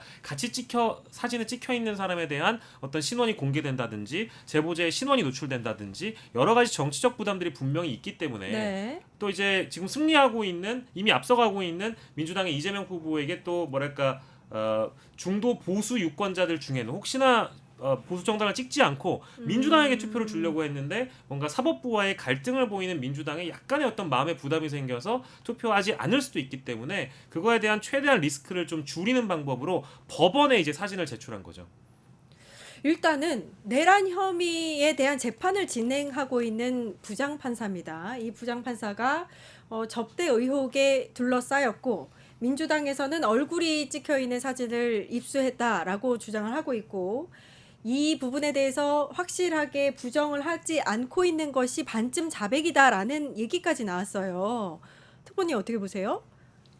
이거 어젠가요? SBS의 지기현 판사가 SBS 기자를 만났는데 필요하면 공보관 통해 얘기하겠다 이렇게 네. 얘기했습니다. 이렇게 대응하면 안 되죠. 네. 이게 지금 국민적 관심사가 돼 있는 이유가 이 지기현 판사 개인의 문제도 있지만 내란 사건 전체를 맡고 있는 맞습니다. 판사입니다. 예. 이런 식으로 마치 남일 얘기하듯이 남일에 대해서 얘기하는 것처럼 이런 자세는 이 전혀 잘못된 지금 행태를 보이는 거고 그래서 선대위에서 이제 민주당 선대위에서 네. 필요하면 대법원에게만 이 사진을 제공할 용의가 있다 이렇게 예, 얘기했습니다. 그렇죠. 예. 이게 선정적으로 가지 않으려고 이러는 겁니다. 공개할 수도 있는데. 공개할 수도 있고 네. 뭐 이제 제보자 문제도 있고 이렇습니다만 네. 이렇게 나오면은 그냥 공개해 버릴 수도 있는 문제거든요. 지금 법원 윤리감사관실이라든지 이렇게 법원에 제출을 한 상태인가요? 제출할 용의가 있는 겁니다. 용의가 있는 건가요? 네. 아. 근데 오늘 대법에서 감찰관실에서 감사에 돌입했다라고 얘기를 하니까 아마도 민주당 쪽에서 근거 제공을 제출하지 하지 않을까. 않았을까라는 생각은 좀 안 할 듭니다. 이유가 없죠. 만약 있다면. 근데 이게 좀 앞뒤말이 다 이게 달라서요. 예. 그러니까 어제 얘기에 의하면 그런 거거든요. 해당 의혹 제기 내용이 이게 지금 중앙지법 얘기입니다만 추상적일 뿐만 아니라 구체적인 자료가 제시된 바가 없고 그로 인해서 진위를 확인할 수 없으니까 우리 입장 없어 이렇게 얘기했어요. 예. 근데 이제 오늘 뉴스 기사에 의하면 대법원 관계자 말에 의하면 예. 민주당이 따로 제출한 자료는 없지만 이미 공론화되었기 때문에 사실관계를 확인하는 작업에 들어간 것이다 이렇게 얘기를 했거든요. 주체가 다른가요? 아니 어제는 추상적이고 네. 구체적인 자료가 네. 없어서 우리 입장 없다고 완전 얘기해놓고 반대되는데. 갑자기 오늘은 그래도 뭐가 문제가 있는 것 같은데라고 하면서 이 소위 이 윤리감사관실에서 사실관계를 확인했다라고 얘기하는 건 예. 저는 이 중간에 뭐가 있을 거다. 아. 아니 이렇게 앞뒤 말이 다르다면 확인해봤겠죠. 지규현 판사한테 안 물어봤단 말이 안 되잖아요, 상식적으로. 네. 이게 뭐야, 어떻게 된 거야? 그랬더니 지규현 판사가 애매모호한 태도를 취했을 가능성이 있는 거죠. 네. 그러면 이 애매모호한 태도가 있다라고 하는 건 침묵은 금이 아니라 침묵은 인정이 돼버리는 상황이 될 수도 있기 때문에 네. 당연히 대법원에서 이거 빨리 이 사실관계 확인하지 못하게 되면 앞으로 제가 볼 때는 내란 우두머리 재판하기 어려워요. 내란 우두머리 재판을 하고 있는 주심 재판관이 이 문제와 관련해서 이렇게 예를 들면 접대 의혹에 빠져 있는데 앞으로 재판을 진행한다? 그럼 국민이 그 재판 인정할 수 있겠습니까? 그리고 이걸 계속 유지하고 있는 대법원에 대해서 인정할 수 있겠습니까? 예. 좀 그런 상황이기 때문에 저는 상식적으로 어제 입장을 밝혔어야 돼요. 자, 재판 주기현 판사 사실관계는 아직 모르겠으나 주기현 판사가 이 재판 진행하게 되면 국민들이 이 재판의 공정성에 대해서 예. 인정할 수 없기 때문에 빨리 바꾸겠다는 의견을 상식적으로 맞는 거죠. 아니 근데 일단은 이게 만약에 사실이다. 근데 의혹만 나왔다는 것만으로도 이게 재판을 계속 진행하는 것에 대해서 국민들은 굉장히 불안하고 이게 맡을 자격이 없다 이런 얘기가 나올 수도 있거든요. 당연하죠. 예, 근데 이게 문제를 뭐 이렇게 어렵게 가는지 잘 모르겠습니다. 그러니까 이게 쉬운 질문 던지는데 우리 판사님들이나 대법관분들이 응해주질 않잖아요. 그러니까 네. 얼마 전에 있었던 이 대법원 그 청문회 관련돼서도 사법부 대선 개입 청문회 관련해서도 이게 뭐 우리가 이제 그 전자기록을 받는지 안 받는지에 대한 부분, 그리고 왜 5월 1일에 그런 선고를 해서 또 이윽고 고등법원에서 항소심 선고해서 5월 15일로 재판일자를 잡았는지에 대한 그런 단순한 질문을 던지려고 하는 것인데 네. 거기에 대한 응답도 없었고요. 지기현 판사도 마찬가지로 갔냐 안 갔냐, 아니면 네. 갔다 하더라도 본인 돈으로 냈냐 아니면 접대를 받았냐, 네. 뭐 이런 거잖아요. 근데 이런 거에 대해서 대답을 순순히 못해서 국민에게 이런 혼선만 빚게 한다라는 것은 뭐 사법부의 신뢰도 점점 시간이 갈수록 땅바닥에 떨어지는 거겠죠. 그리고 이게 예약제로 운영되는 룸사롱이라고 해서 취재가 뭐 좀 아주 쉬운 취재는 아닙니다만 이거 그냥 경험적으로 보면은 거의 모든 언론이 다 매달려 있을 겁니다. 그렇죠. 이 사건에 예, 대해서. 예. 그리고 민주당이 상당히 구체적인 정보를 입수한 상태이기 때문에 아. 이거 그냥 이대로 가면 아주 더 비참한 형태로 진실이 밝혀질 수도 있습니다. 이거 언론이 다 달라붙었기 때문에 이거 취재 별로 시간 안 걸려서 이 진실이 곧 나올 겁니다. 근데 스스로 밝히는 것보다 언론의 취재에 의해서 나오면 더 법원 입장에서 보면 더 참담한 내용들이 나올 수도 있습니다. 참담한 네. 내용이 나올 수도 이건 있다. 지금 현재로서는 추정으로 하는 얘기지만 굉장한 얘기들이 나올 수 있습니다. 그러니까 이게 폭로를 했는데 이게 이 쥐기현 판사 혼자만의 문제가 아니라 지금은 그렇죠. 오늘은 모 방송에서는 판사들에 대한 판사들 혹은 법관들과 관련된 룸사롱 의혹이 쥐기현만 있겠느냐라고 해서 네. 또 다른 의혹으로 또 번질 수 있는 가능성을 이제 탐사 보도 기자들이 얘기를 하고 있거든요. 그러니까 이게 사법부 스스로 빨리 매듭을 짓고 결정하고 해야 되는데 이거를 너무 자꾸 시간을 두고 숙고하거나 아니면 좌고우면하는 모습을 보여준다는 건 사법부에게도 좋지 않아요. 그리고 이제 8월 달 것만 있는 게 아니라 얘기가 또 나와요. 8월 이후 것도 지금 추적하고 있다는 얘기가 그럼요. 나오는 네. 상황이기 때문에 줄줄인 거예요. 줄줄이. 아. 줄줄이 나오는 상황인데 이제 문제는 민주당에서 얘기하는 건 뭐냐면 사법부 스스로가 자정해라 이런 상황들은. 왜냐하면 입법부나 행정부가 사법부에 개입하는 모습을 보이게 되면 저희 삼권 분립의 원칙에 어긋나는 부분인데 우리가 봤을 때 이거 사실이니까 당신들 스스로가 확인해가지고 사법부가 아무런 문제가 없다라는 사실을 밝혀야지 헌법에 근거한 헌법과 법률에 근거해서 양심적으로 판결한다는데 당신들 양심적으로 판결한 게 아니라는 게 이게 밝혀지면 사실로 드러나는 거잖아. 네. 그럼 많은 분들이 사법 권력에 의해서 인권을 유린당하고 또 사법 거래에 의해서 여러 가지 문제가 발생할 수 있는 거 아니야? 예. 라는 얘기를 할 수 있기 때문에 네. 지금 민주당이 원래는 딱 땡겼다가 쏠려고 그러다가요. 알았어. 내가 한 번만 뒤로 더 제낄게. 정확하게 판단해.라고 지금 하고 있는 상황입니다. 저는 그래서 네. 제발 할 쏘기 전에 알아서 자정하시는 게 맞을 거다 이런 생각이 들어요. 그러니까 이제 팩트만 딱 얘기를 하면 지기현과 관련된 사진이 있냐 없냐, 있다. 지기현의 얼굴이 선명하게 드러나 있냐, 드러나 있다, 이거 아닙니까? 네. 그리고 이 사진 하나만 있냐, 지금 당장 공개할 수 있는 건 하나인데 그동안 민주당이 오랜 기간 관련 제보를 받아왔다. 터질 게 터졌다라고 본다라는 게 이제 관계자 입장인 것이고, 그리고 실제 그 업소에 대한 크로스 체크까지 끝냈다라는 게 민주당의 공식 입장이에요. 근데 이 얘기가 나오고 나서 뭐 CBS부터 시작해서 다양한 언론사에서 이미 그 A라는 크로스 체크한 그 A 장소가 아니라 예. B 룸사롱, C 룸사롱들까지 지금 확대가 되고 있단 말이에요. 오. 그러니까 해볼 테면 해보라라는 얘기로 지금 나오고 있는 겁니다. 민주당도 어쩔 수가 없는 겁니다. 엄청난 사법 게이트 뭐 이렇게 될 것도 같은데. 근데 그게 왜 그러냐면 과거에 어떤 사건을 폭로했다가 지지부진했던 사건들이 몇 개 있어요. 민주당이 폭로를 했다가 이제 그런 경우와는 이번 건은 완전히 다르다라는 다르다. 자신감이 민주당에게 있는데 지금 대선 기간이기 때문에 리드하고 있는 후보의 정당에서 이 사건을 더 확대시키고 물증을 나서서 앞장서서 폭로하고 이런 것들이 혹시나 유권자에게 영향을 줄까봐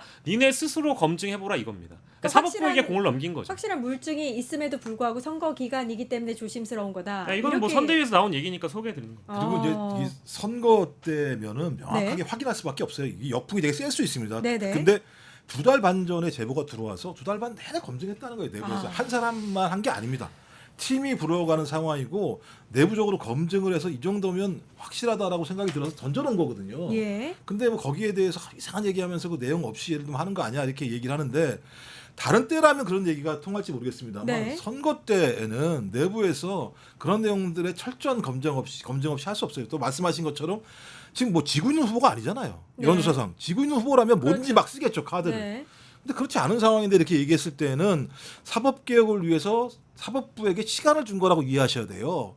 예를 들면 우리가 협박을 하는 게 아니라 네. 그렇게 안 하면 제가 볼 때 사법부 나중에 국민들한테 힘만 받을 거예요. 민주당이 아니라 제가 볼 때는. 이게 약간 불법으로 뭐 유흥주점에서 고가의 향응을 이제 제공받았다라는 그 자가 그 부장판사인 거잖아요.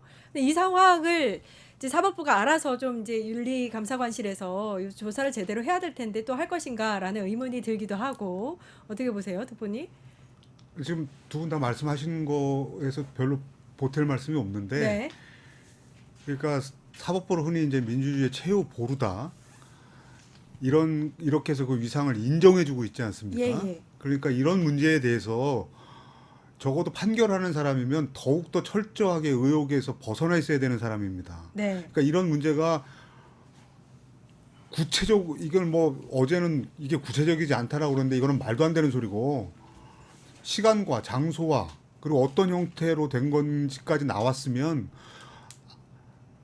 적극적으로 나서서 설령 그게 아니면 아닌 대로 또 밝혀내야 되는 게 법원의 기본적인 책임이죠. 근데 어제 하루를 대충 뭉개려고 하다가 그 사이에 뭔가를 알았을 겁니다. 대법원도. 네네. 네. 그러면서 이제 오늘 오후에서야 그 감사 나섰다고 뭐 이런 식으로 나왔는데 이 스스로 나서야 됩니다. 알겠습니다. 여기까지 이야기를 하고요. 이어서 끝내주는 경제도 함께 해주시기 바랍니다. 지금까지 1타 정치 박영식 시사 에디터, 황방열 민주당 선대위 공보특보, 김종욱 언론특보였습니다. 감사합니다. 감사합니다. 감사합니다.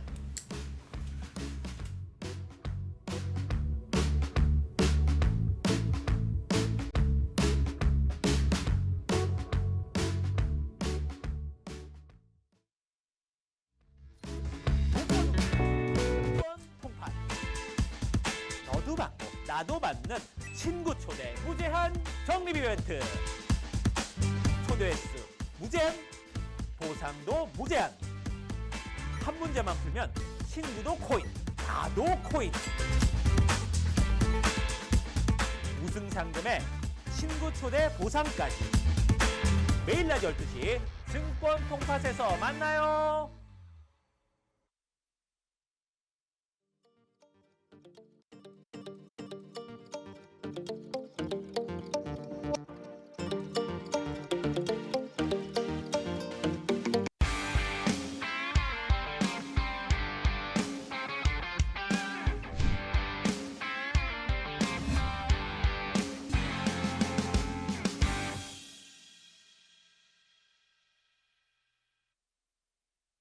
네, 안녕하세요. 이원재입니다. 이원재 끝내주는 경제 시작하겠습니다. 오늘은 뉴스토마토와 성공회대학교 미래지식연구원이 공동으로 기획한 특별한 방송입니다. 트럼프에 갇힌 세계 대한민국의 선택은? 이라는 주제로 지난주부터 일주일에 한 번씩 시리즈로 나가고 있는데요. 두 번째 편, 김양희 대구대학교 교수님 모시고 말씀 나눠보도록 하겠습니다. 안녕하세요. 어서 오세요. 안녕하세요. 요즘 너무 바쁘시죠? 좀 그러네요. 지금 네. 이렇게 통상 경제안보 전문가로서 굉장히 수요가 많은 시즌일 것 같은데요. 전문가가 없어서 그래요. 아니 전문가 중에 최고시니까. 아니요. 그렇지 않습니다. 사실은 특히 통상보다도 경제안보는 전혀 새로운 얘기라서 수요는 엄청나게 많은데 하는 사람이 없다 보니까 그런 것 같습니다. 네, 전문가 없습니다. 그래요? 정말로요?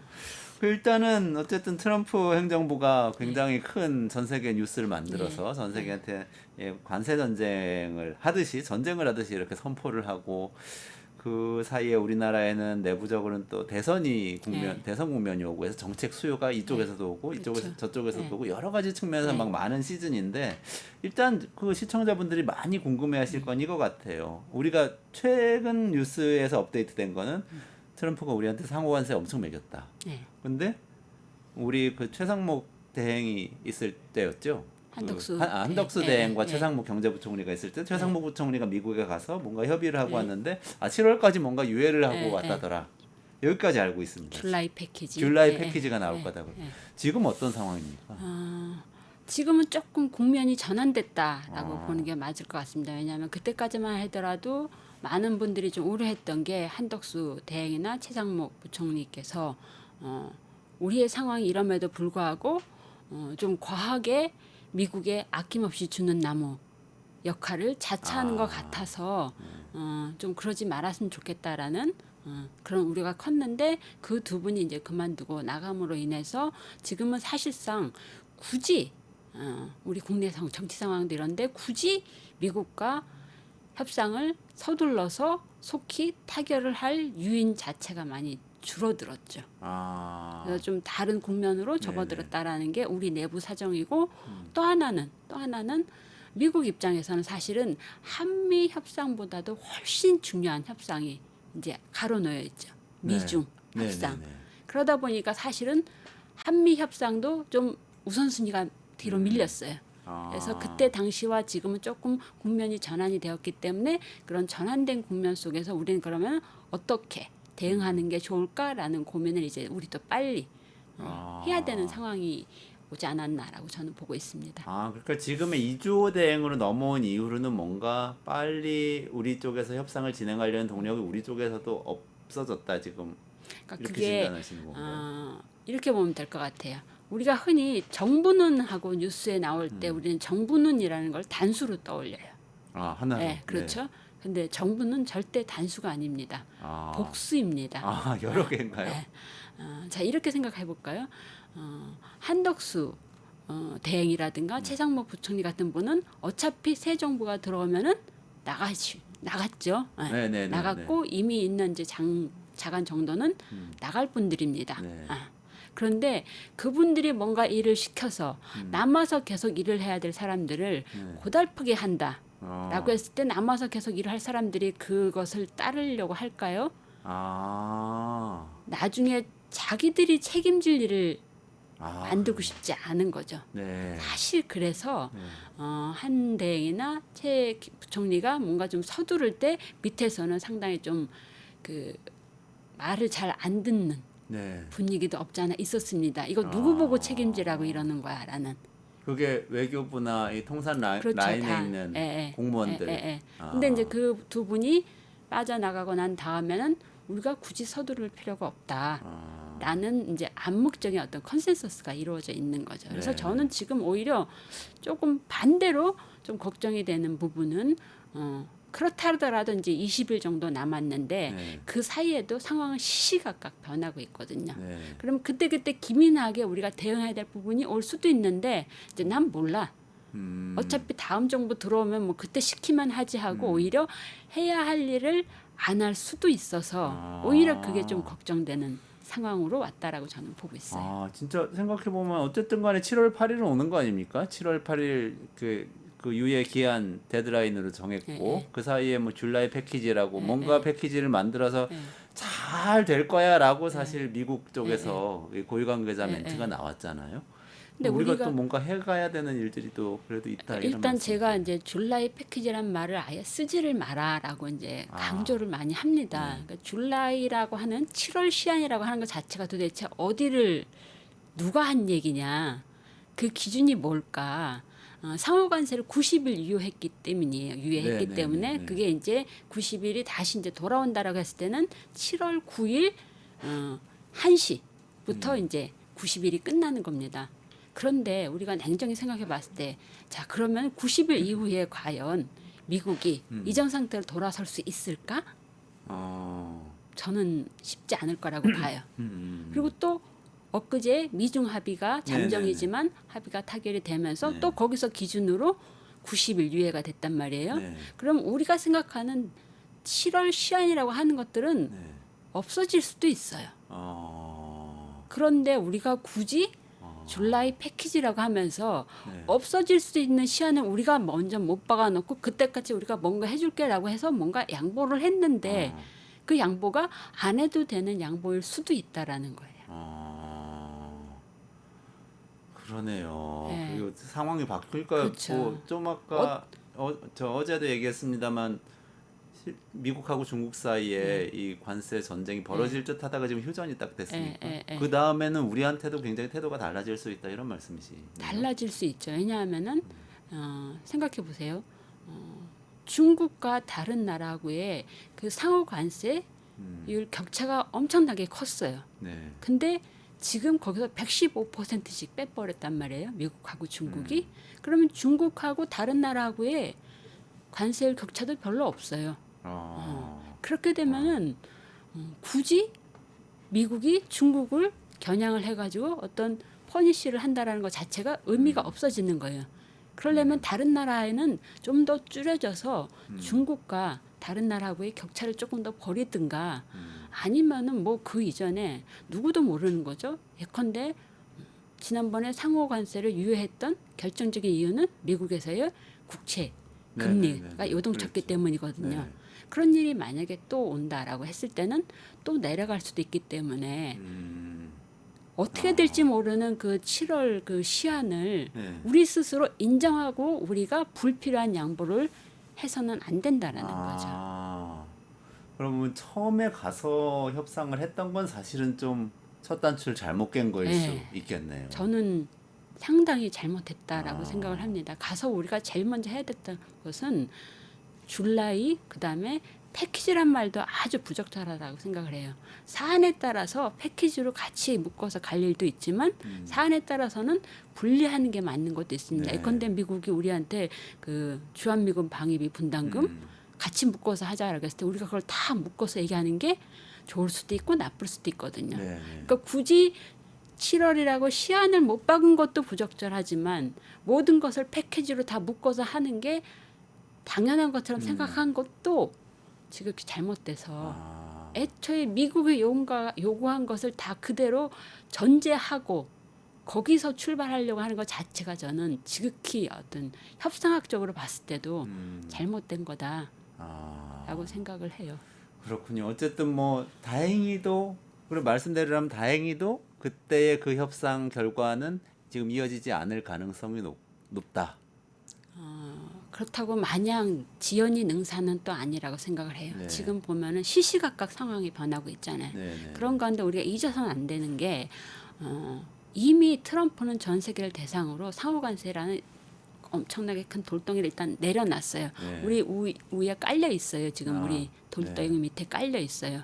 그래서 이 상태로 계속 가는 게 나을지 아니면 이걸 덜어넣기 위해서 다른 양보를 한 게 오히려 안 하면 못한 게 될지 상황은 계속 바뀌고 있다라는 거예요.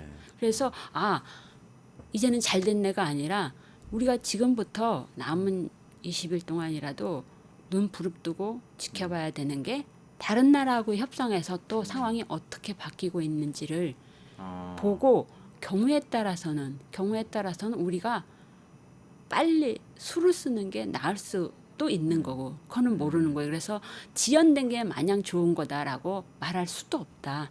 이 20일 동안 어떤 일이 20일이라는 게 대선까지. 그렇죠. 대선까지. 네. 요 20일 동안 어떤 일이 벌어질지 모르기 때문에 뭐 아무것도 안 하는 게 좋다라고 말하는 것도 상당히 부적절할 수도 있어서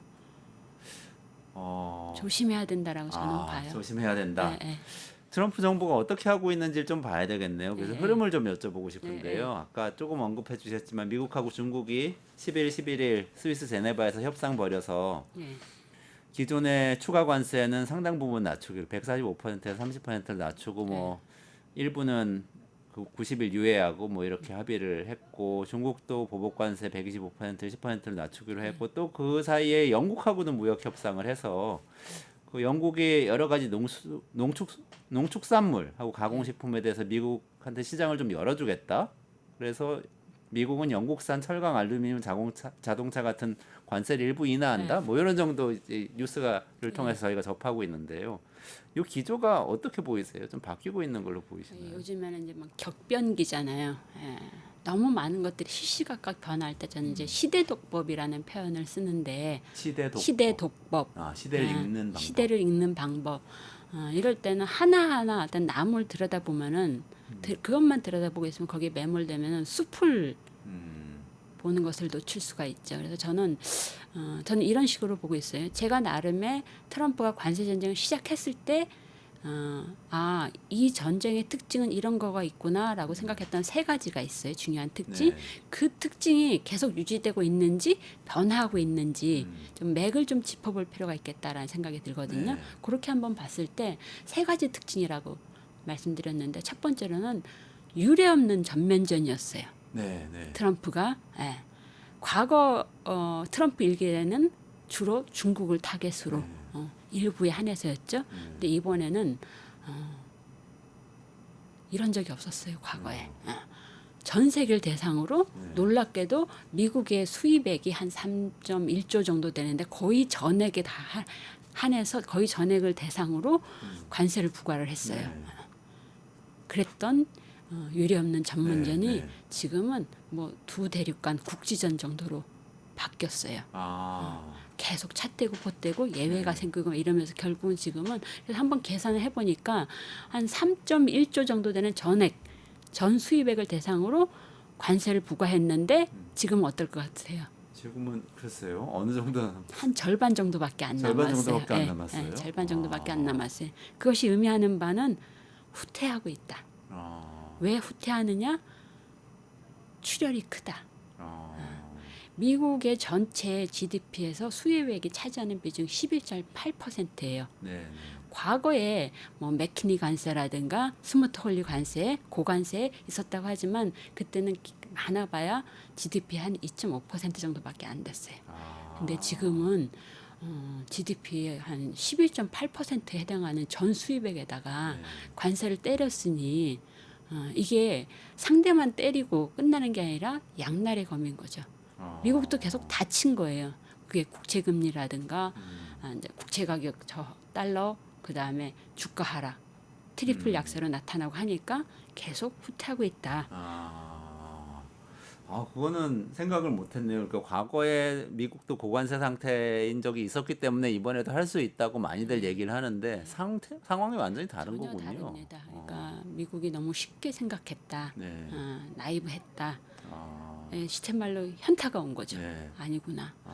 두 번째 특징 그래서 유례없는 전면전이 대륙 간 국지전으로 축소되었다. 저는 이걸 뭐라고 표현하냐면 치즈로 표현한다면 치즈 파마산 치즈 단단하거든요. 네. 파마산 치즈라고 사서 왔는데 뚜껑 열어보니까 에멘탈 치즈인 거예요. 에멘탈 치즈 뭔지 아세요? 그 이렇게 구멍 빵빵 뚫린 거. 네, 말랑말랑한 거. 구멍 빵빵 뚫려 있는 거. 이 에멘탈 치즈는 제 표현이 아니라 외국에서 이미 그런 표현을 써요. 이런 그래요? 식으로 형해화되어 갈 것이다. 저는 결국은 그 구멍은 더 커지고 네. 형태만 좀 남아 있을 거다. 단 미국이 하나 아직 놓치지 않은 게 있어요. 중요한 변하지 않은 거 기본 관세 10%는 계속 유지하고 있다라는 거.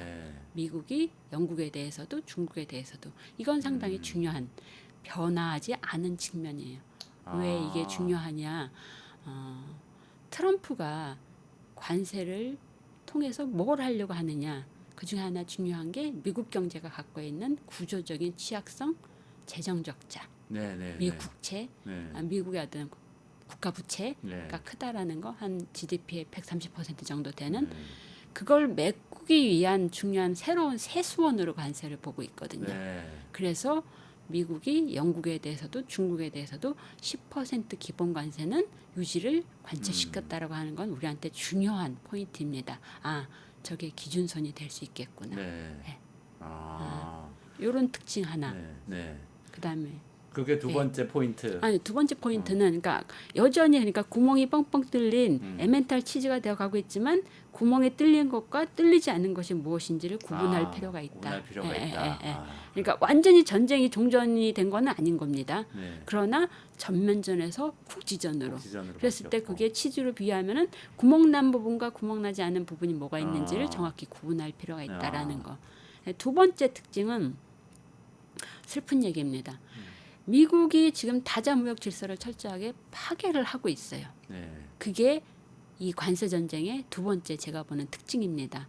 이 관세 전쟁은 단순히 보호무역 수준이 높다, 세다라는 차원이 아니라 다자무역 질서 자체를 정면에 도전하는 거다라는 특징이 있습니다. 이게 뭐냐면은 최혜국 대우라는 표현을 많이 하죠. 네네. 들어보셨죠? 최고 때요. MFA. MFN, 아. Most Favored Nation Treatment. 이게 뭐냐면은 예컨대 미국이 자동차 관세가 2.5%예요. 네. 그러면 그 자동차 관세 2.5%는 중국이 수출하든 한국이 수출하든 일본이 수출하든 똑같이 2.5%의 관세를 물려야 돼요. 네. WTO 회원국에 한해서는 가장 좋은 최혜 대우를 동일하게 다른 회원한테도 부여를 해야 되는 네. 거거든요. 근데 이거를 흐트러뜨리고 있어요 지금. 아. 상호 관세라는 게 나라마다 다르잖아요. 아, 그렇군요. 네, 네. 네, 네. 아. 그리고 철강에도 관세를 부과했죠. 철강은 마라케시 협정에 의해서 관세를 제로로 만들었어요 원래는. 근데 그거를 깼어요. 반도체에 25% 부과한다라고 얘기를 하죠. 반도체는 정보통신협정 ITA에 의해서 그것도 사실은 관세를 없앴는데 이번에 새로 만들었어요. 아. 이런 식으로 다자 간의 무역 질서를 다 미국이 주도적으로 깬 게 이 관세 전쟁의 중요한 특징 중에 하나인데 두 번째 특징인데 영국하고 중국이 이거에 맞춰서 지금 협상을 해나가면서 본의 아니게 동조자가 되고 있어요. 아, 어떤 의미에서 그런 거? 중국도 미국에 대해서 관세를 깎아준다라고 하는 게 중국 입장에서 미국에 주는 관세와 다른 나라한테 부여하는 관세가 달라지는 거죠. 아. 영국에 그렇군요. 대해서도 네. 마찬가지예요. 영국은 이번에 미국이랑 합의를 한 거에 트레이드 딜이라는 무역 협상이라는 말을 미국 측은 쓰는데 영국은 안 써요. 왜냐하면 트레이드라는 말을 쓰고 싶어 하지 않아요. 왜냐하면은 WTO 규범에서는 무역 자유화를 할 때 특정 품목에 대해서만 자유화하면 안 돼요. 그러면 무역 왜곡이 나타나기 때문에 할 때는 FTA 같은 데서 전 품목을 대상으로 자유화를 해야 돼요. 아. 근데 네. 이번에 에탄올에 대해서 영국이 미국에 대해서만 1,400리터까지 무관세로 아. 해줬거든요. 네. 그거를 미국한테만 특혜를 준 거예요. 아, 특정 품목에 대해서 그래서만 만 자유화를 하면 안 돼요. 한 나라한테 대해서 특정 품목에 대해서만 혜택을 자유화를 주면 하면 안 된다는 돼요. 거죠. 근데 이게 슬픈 게 이 칙칙한 길을 본의 아니게 끌려 들어가서 다른 나라가 걸어간다는 게 되게 슬픈 건데 지극히 비정상적으로 미국이 던진 관세 전쟁에서 정상화하는 과정에 있다 보니까 본의 아니게 공범이 되어버리는 거예요. 그죠? 네.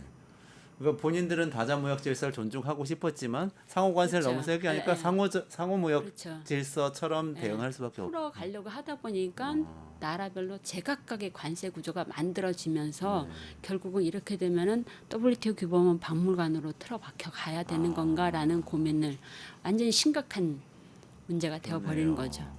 이게 두 번째 특징. 네, 네. 세 그러니까 번째- 다자주의가 무너지고 상호주의가 득세하고 있는 게 두 번째 득세하고, 특징이네요. 상호주의라는 말을 이럴 때 쓰면 안 되는 게 상호주의는 네가 관세를 깎아주면 나도 관세를 깎아줄게. 이게 상호주의의 네네. 어원이에요. 미국이 만든 말이에요. 아, 네. 그렇군요. 상호주의 네, 네. 무역 협정을 미국이 만들었는데 그걸 스스로 깨면서 상호주의란 말을 오염시키고 있는 거예요. 아, 상호 관세라고 말했지만 원래 쓰던 그 말 뜻은 그건 아니에요. 아니네요. 그러니까 전혀 다른 개념으로 네. 오염된 말을 쓰고 있는 거예요. 아, 이게 두 번째 특징. 네. 그 다음에 이제 세 번째 특징은 미국이 계속 관세가 오락가락 조변석게 하고 있잖아요. 예, 이런 걸 보면서 다른 나라에서 이제는 미국을 보는 시각이 심각하게 불확실하다. 불확실성. 언제 또 바뀔지 모른다라는 게 제가 봤던 관세 조치의 관세 전쟁의 세 번째 특징이었는데 네. 지금은 이게 불확실성에서 미국에 대한 불신으로 넘어가고 있다. 아, 이제는 미중을 봐도 그렇고 이제 저렇게 가겠구나라고 확신할 수 있을까요? 아무도. 어렵죠. 그렇죠. 네. 예. 왜 국채 가격이 떨어졌고 왜 주가가 떨어졌고 하느냐. 달러를 이제는 안 사는 게 낫겠다라는 판단을 금융시장에서 하는 거죠. 네, 네. 이거는 단계적으로 어떤 달러에 대한 불신, 미국 금융시장에 대한 불신만이 아니라 미국의 정책, 미국의 글로벌 리더십 자체에 대한 불신으로 전화하고 있다라는 거죠. 야, 그 굉장히 크면서도 어떻게 보면 좀 섬뜩한 이야기들이네요. 네, 세 그렇죠. 가지 전부 다. 네, 네. 근데 이렇게 하는 미국이 이렇게 가고 있는 목적을 알면은 조금 이렇게 대응을 어떻게 해야 될지 짐작이 될 수도 있을 것도 같은데 교수님 아까 한 가지는 말씀 주셨는데요. 어쨌든 뭐 재정 정부 문제. 재정 적자 메우려고 한다. 다른 목적은 어떤 것들이 있을까요?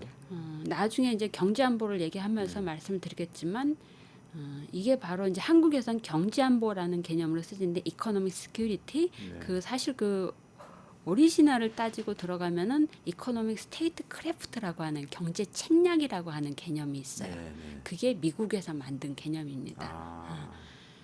제가 왜 이 얘기를 하냐면 미국은 이 지금 관세라고 하는 것들을 단순히 무역 정책의 맥락이 아니라 경제 책략의 맥락에서 쓰고 있다. 쉽게 얘기하면은 경제라고 하는 것들을 한 나라가 원하는 경제적, 외교, 안보적인 목표를 달성하기 위한 하나의 수단으로 아주 광범위하게 전략적으로 쓰는 겁니다. 그게 지금 미국이 휘두르는 관세라고 하는 거다라고 저는 그렇게 보고 있어요. 조금 더 쉽게 말씀을 드리면은 큰 틀에서 봤을 때 아까 얘기했던 경제 책략, 이코노믹 스테이트 크래프트의 수단이다라고 하는 게 뭐냐면 첫 번째로는 오케이 단순한 무역 정책 수단. 근데 산업 정책은 아직 얘기를 안 하고 있어요 트럼프가. 무역 정책. 근데 왜 무역 정책 수단이냐? 관세를 높이 매기면은 수출업자가 안 되겠네. 차라리 관세 장벽을 넘어와서 미국 안에서 투자를 해야 되겠네. 라는 걸 기대하고 1차적으로 무역 적자를 줄이고 그리고 미국의 제조업을 부활시키기 위해서 다른 나라가 제조에 와서 투자를 하라. 수출하지 말고 여기 와서 생산하라. 그 수단으로 관세를 쓰고 있는 거죠. 무역 정책 수단이에요. 두 번째로는 이게 아주 재밌죠. 지금까지는 관세를 이런 식으로 쓴 대통령은 없어요. 이게 외국에 대해서 경제 외적인 것을 취하기 위한 수단으로 관세를 휘두르고 있어요. 예컨대 마약, 펜타닐 문제, 이민 문제. 그러네요. 그렇죠. 이런 거를 그런 거를 이전에는 관세 가지고 그런 얘기 한 적은 그런 적은 없어요. 그 이전에 이제 예를 들어 IEPA, EFA라고 얘기하는데 국제 비상 경제 수권법이라는 게 있는데 이거는 국가가 심각하게 안보에 어떤 위협이 가해졌을 때 관세를 쓸 수 있다. 수단으로 그 문제를 해결하기 위해서라는 건데 이미 미국 내에서 12개 민주당 계열이지만 민주당 계열의 12개 주의 주지사가 웃기지 마 이게 무슨 안보야 라고 하면서 이 IEPA에 대해서 제소를 했어요. 이런 식으로 관세를 쓰면 안 된다.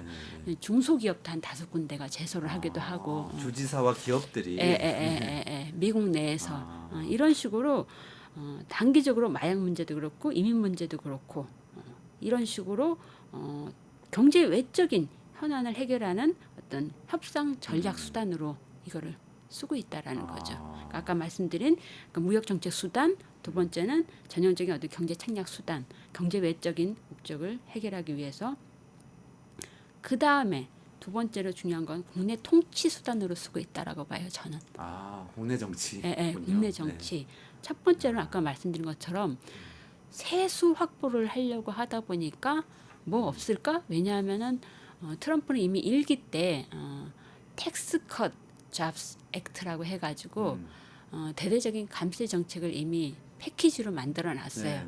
근데 그게 올해 말 25년에 만료돼요. 그 중에서 가장 중요한 그러니까 소득세 감세 패키지가 올해 말에 완료를 하는데 그걸 갖다가 이제 연장을 해야 돼요. 연구원 연장을 원해요. 감세. 그러면 이제 어떻게 되겠어요? 안 그래도 국가 채무 많은데 미국 내에서 너 그거 어떻게 하려고 해? 했을 때 트럼프의 이제 그 보관이 관세가 있잖아. 관세로 메꾸면 돼. 그러면 한번 상식적으로 생각을 해보죠.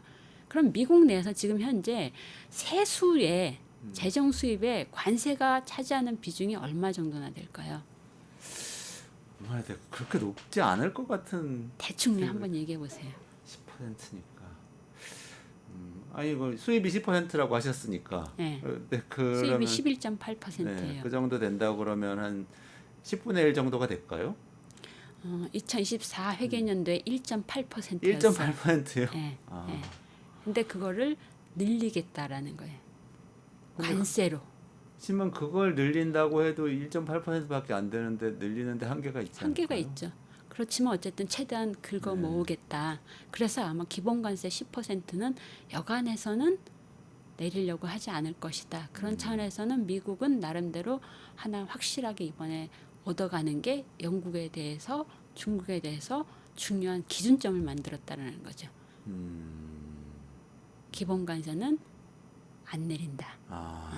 어쨌든 간에 나는 국가 수입을 챙겼다. 이렇게 유권자들한테 말할 수 있는 그게 얘기네요. 하나 있고 좀 더 어떻게 보면 좀 더 정치 공학적인 수단은 마가 메이크 아메리카 그레이트 어게인 마가주의자들의 입장에서 우리가 얼마나 국가를 위해서 국민을 위해서 우리의 그 중산층을 복원하기 위해서 얼마나 노력하는지 알아라고 했을 때 네. 다른 뭐 수출 통제라든가 투자 이런 것들은 네. 가시적으로 딱 드러나지 않아요 성과가. 근데 관세는 눈에 금방 드러나잖아요. 몇 퍼센트 올렸다. 네네. 하기 때문에 사람들한테 내가 얼마나 일을 잘하고 있는지 알고 있지 보이지 하는 데 있어서 아주 좋은 어필하기 좋은 거죠. 그렇군요. 네.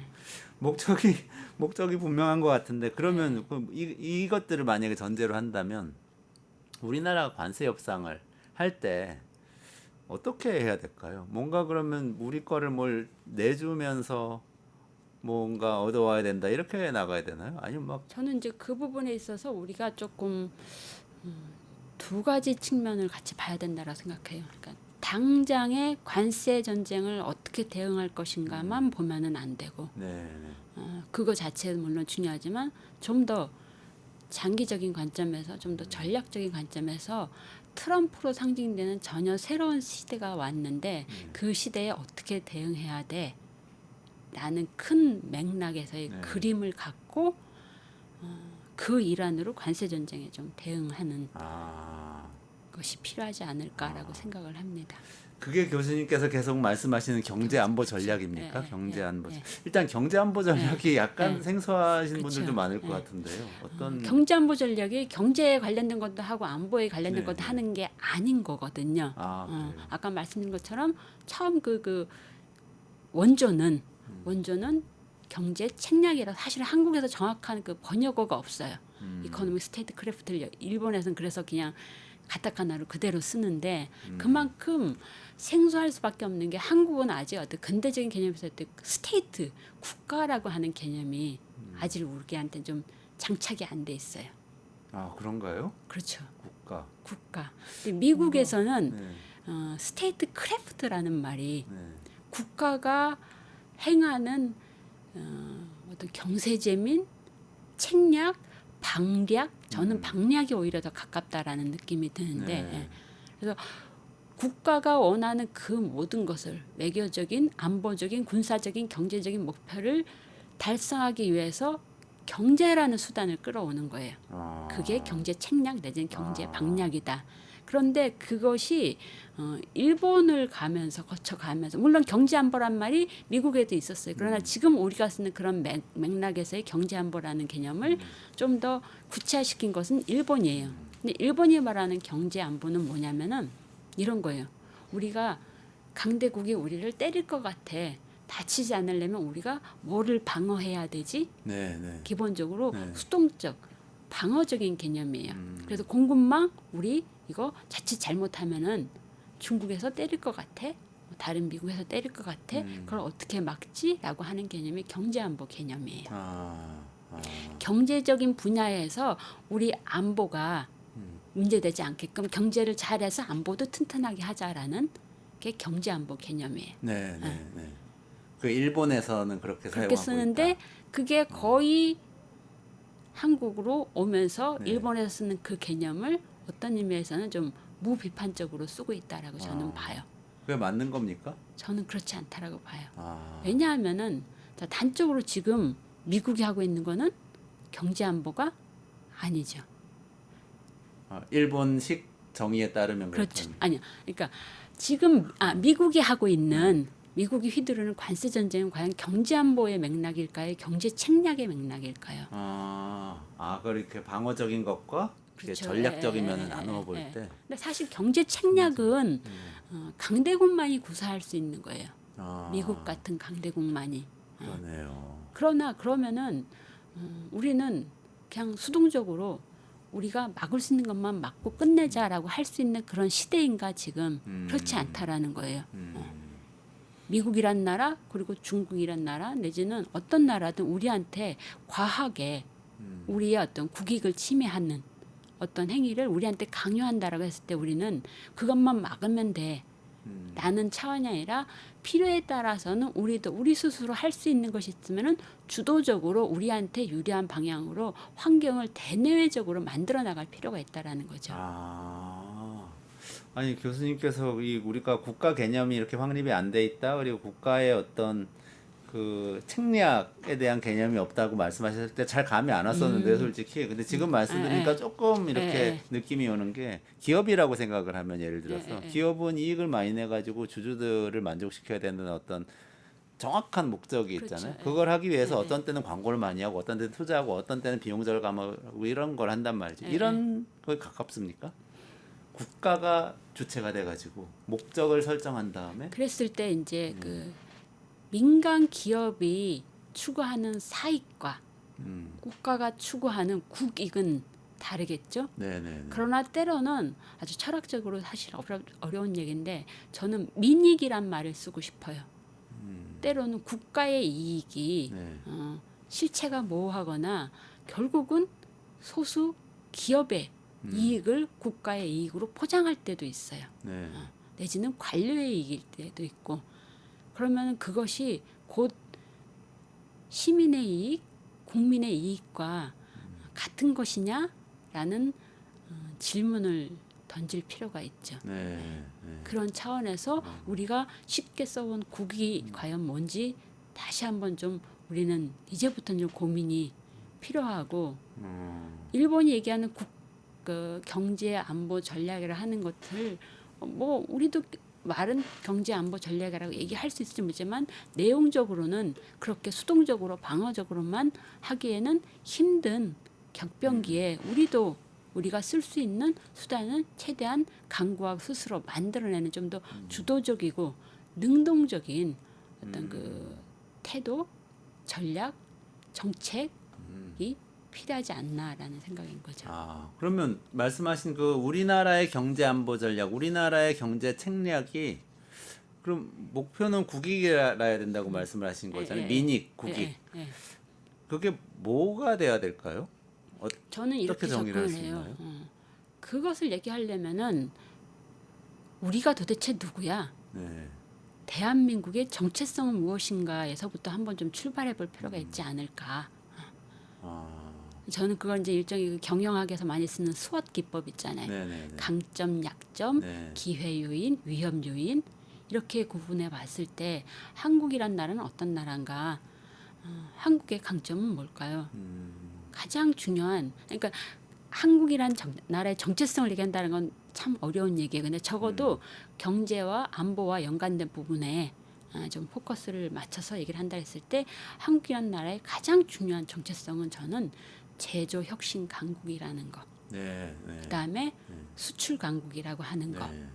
그 강점을 절대 잊어서는 안 된다라고 생각을 해요. 그리고 또 하나 중요한 거 저는 현실주의자입니다. 현실주의자 입장에서 한국의 어떤 방위 산업, 방산이라고 하는 것은 너무너무 중요한 강점이다. 왜냐? 저는 지금 한국이 삼중 위기에 직면해 있다라고 봐요. 뭐냐? 대외적으로는 미국이라고 하는 나라는 지금까지 한국의 안보의 우산, 시장이라는 우산을 제공해 왔던 나라였고 그것은 상수였어요. 그러나 지금은 어떤가요? 변수가 되고 있어요. 이제는 우리도 안보 자강을 생각해야만 하는 상황에서 분단 비극이 만들어낸 어떤 방산 강국이라고 하는 게 지금 우리한테는 이런 안보 위기 국면에선 중요한 전략 자산이 될 수 있다라는 거죠. 그래서 그런 부분을 키워나가야 된다. 그게 우리한테 국익이다. 단 그것은 굳이 어떤 조셉 나이의 표현을 빌린다면 하드 파워의 얘기거든요. 네, 네, 네. 그렇죠.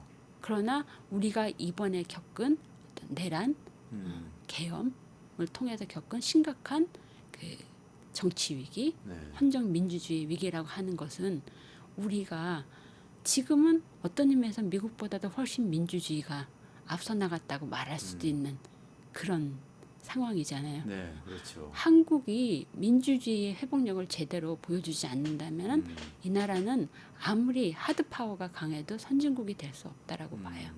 그것이 조금 더 길게 봤을 때는 우리가 중국과 제조업에서는 죽었다 깨어나도 점점 더 경쟁에서 밀릴 수밖에 없지만 네.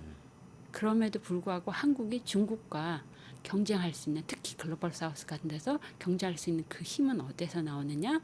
하드 파워가 아니라 소프트 파워에서 소프트 나오고 파워. 그것은 우리가 갖고 있는 민주주의 강국이라고 하는 그 네, 이미지가 네, 네. 있을 때 그나마 우리가 글로벌 사우스에서 중국과 경쟁했을 때 품격 있는 나라, 괜찮은 나라, 동경의 대상이 네, 네. 될 수 있는 그게 우리의 강점이라고 봐요. 뭐 제조, 수출, 뭐 혁신 이쪽과 방산 방산 플러스 이 소프트 파워 민주주의 이렇게 우리의 강점이다. 그러나 아이러니하게도 우리의 약점은 그 기반이 흔들리고 있다라는 거죠. 국내 제조 기반 자체가 심각하게 네네네. 침하하고 있다라는 거. 그리고 우리는 사실 소프트 파워라고 얘기하고 뭐 한류라고 얘기했지만 대부분은 민간에서 만들어진 거죠. 네. 아직 네. 우리의 외교 역량은 상당히 취약하죠. 네. 그다음에 아직 내란 완전하게 종식되지 않았고, 네. 그리고 우리 경제 자체가 기본적으로 기존의 어떤 성장 모델이 한계에 다다랐죠. 그러니까 만만치 않은 상황들이 계속 있는 거예요, 네, 그렇죠? 네, 미국도 네, 흔들리고 네. 제조 강국이라는데 제조업도 흔들리고 한국 자체가 민주주의도 기본적으로 흔들리고. 대외 의존적인 체질이고 그것도 이번에 뭐 계속적으로 한계를 가져왔고 그랬을 때 어떻게 해야 되느냐. 우리가 갖고 있는 이런 강점과 우리가 안고 있는 구조적인 약점이 있다라고 했을 때 우리로서는 우리한테 주어진 기회 요인을 최대한 활용하고 네, 네, 네. 우리가 겪고 있는 위협 요인을 최소화시키자라고 네, 네, 네. 했을 때 저는 아이러니하게도 미중 패권 경쟁은 그렇게 위협만은 아닐 수 있다. 아, 그래요? 네. 어떤 면에서 그렇습니까? 위기를 기회로 너무 그 상투적인 얘기일지 네. 모르지만 단적으로 미국이 중국의 반도체 굴기를 그렇게 막아주지 않았다면 한국의 반도체는 어떻게 됐을까? 지금 트럼프 대통령이 첫 취임하자마자 한국의 윤 전 대통령에게 전화를 해서 맨 처음 했던 말이 뭐였죠? 조선협력이죠. 예. 네. 전 세계 조선 시장에서 중국의 점유율이 몇 퍼센트 정도일 거예요? 그 압도적으로 크지 않나요? 70%예요. 예. 한국 10% 조금 네. 넘거든요. 네. 그런데 미국이 과연 중국과 조선협력을 할 수 있을까요? 아유, 그건 어렵겠죠. 그쵸, 예. 네. 우리가 제조 강국이지만 중국은 우리보다 거의 대부분이 뭐 반도체 조선 정도 빼고는 거의 대부분 이제 강해요. 네, 네, 네. 그런데 미국이란 나라는 어쩌면 다행스럽게도 제조업만 약해요. 네. 중국은 제조업도 강해요. 아, 미국은 제조업만 약해요. 그러면 우리가 어떤 보완제가 될 수 있는 그런 그렇죠. 기회가 있는 예, 거네요. 예, 예, 제조업이 우리한테는 제조업이 있고 미국은 없고 중국은 굉장히 강한데 네. 미중이 경쟁을 하고 충돌을 할수록 우리는 어떻게 보면은 기회를 얻을 그렇죠. 수도 있다. 이것도 그러나 이제 역발상이네요. 기회만 있는 거는 아니죠. 물론 네. 위협 요인도 있긴 한데 우리가 바꿀 수 없는 외부 환경의 변화라고 했을 때는 손 놓고 있을 수는 없기 때문에 그걸 갖다 적극적으로 위협 요인을 기회 요인으로 바꾸지 않으면은 죽겠는데 어떻게 하나요? 아니 근데 많은 분들이 걱정하는 거는 미국하고 중국하고 이렇게 막 충돌을 하면은 아니 우리는 중국에 수출도 해야 되고 미국에 수출도 해야 되는데 우리 수출 국가인데 이걸 끼워가지고 어떻게 되는 건가 하고 걱정들을 많이 근데요, 하시거든요. 냉정하게 우리가 중국의 수출이 자꾸 줄어든 거는 미중 패권 경쟁 때문이 아니라 중국이 우리한테 수입해 가는 것을 이제 자기네 스스로 만들 수 있기 때문이에요. 경쟁력의 네. 문제다. 어차피 어차피 그렇게 되어 갈 수밖에 없어요. 그럼에도 불구하고 저는 제조업이 한국을 먹여 살릴 수밖에 없다라고 생각하는 게 다른 나라 중국만 보면 우리의 제조업이 약하지만 중국이 아닌 다른 나라를 봤을 때 한국은 여전히 GDP에서 제조업이 차지하는 비중이 중국 빼고는 네. 가장 높은 나라예요. 아, 여전히 25% 정도예요. 그렇죠. 네.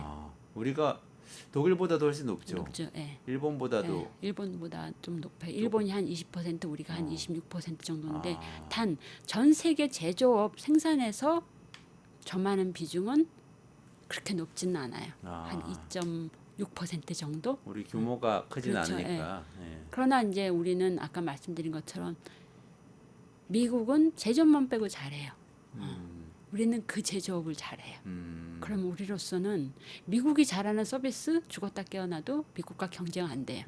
죽었다 깨어나도 중국과 경쟁 안 되는데 그나마 미국이 없는 제조업을 우리가 계속 가져간다라고 했을 때는 미중 패권 경쟁이 우리한테 그렇게 나쁘지 않을 수도 있다라는 거죠. 그러면 한미 관계가 제일 중요한 건가요? 어쨌든 우리 지금 쭉 말씀 주신 어떤 그 경제 책략의 관점에서 우리나라의 좀 큰 전략을 얘기를 해볼 때 한미 관계가 중요하다라는 말보다 좀 더 정확히 표현한다면은 지금의 한미 관계를 어떻게 우리의 국익을 극대화하는데 활용할 수 있을 것인가라는 관점에서 접근해 보자라는 거죠. 네, 네. 그게 어떤 방향으로 해야 우리한테 국익이 되는 겁니까? 미국과의 관계를 어떻게 만들어 가야 됩니까? 단적으로 반도체 조선과 같은 첨단 제조업. 네, 네.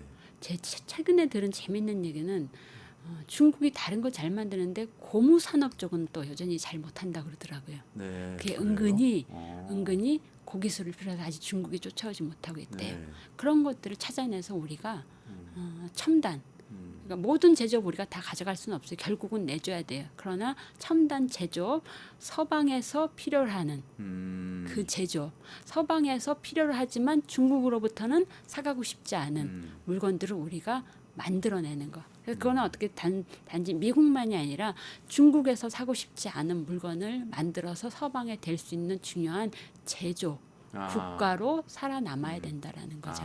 그래서 저는 방산이 중요하다고 생각하는 거고요. 요즘 또 약간 뜨거운 이슈는 그 양안 관계 얘기를 또 정치적으로는 막 논쟁이 되고 있는 것 같아요. 그 부분은 어떻게 보세요? 이게 우리나라가 어떤 말씀하신 대로 한미일 협력을 한다고 하면은 미국이 어떤 경우에 대만에서 어떤 일이 생겼을 때 미국은 개입을 하고 싶어 하는 거 아닙니까? 그러면 우리나라도 그 안에서 역할을 해주길 바라고 있는 거 아닙니까? 이런 부분도 그 있는 것 부분에 같은데. 대해서는 저는 굳이 우리가 명확하게 어떤 입장이어야 된다라고 얘기할 필요는 없다라고 봅니다. 네. 그때 어떤 상황에 따라서 우리가 적절하게 대응을 하는 것이지 명시적으로 이래야만 한다, 이래서는 안 된다라고 그렇게 얘기할 필요는 없다라는 생각이 듭니다. 한미일 협력을 강화해가면 중국하고는 조금 우리가 멀어지는 거 아닌가요? 저는 어떻게 됩니까? 그렇게 가서는 안 된다라고 생각을 합니다.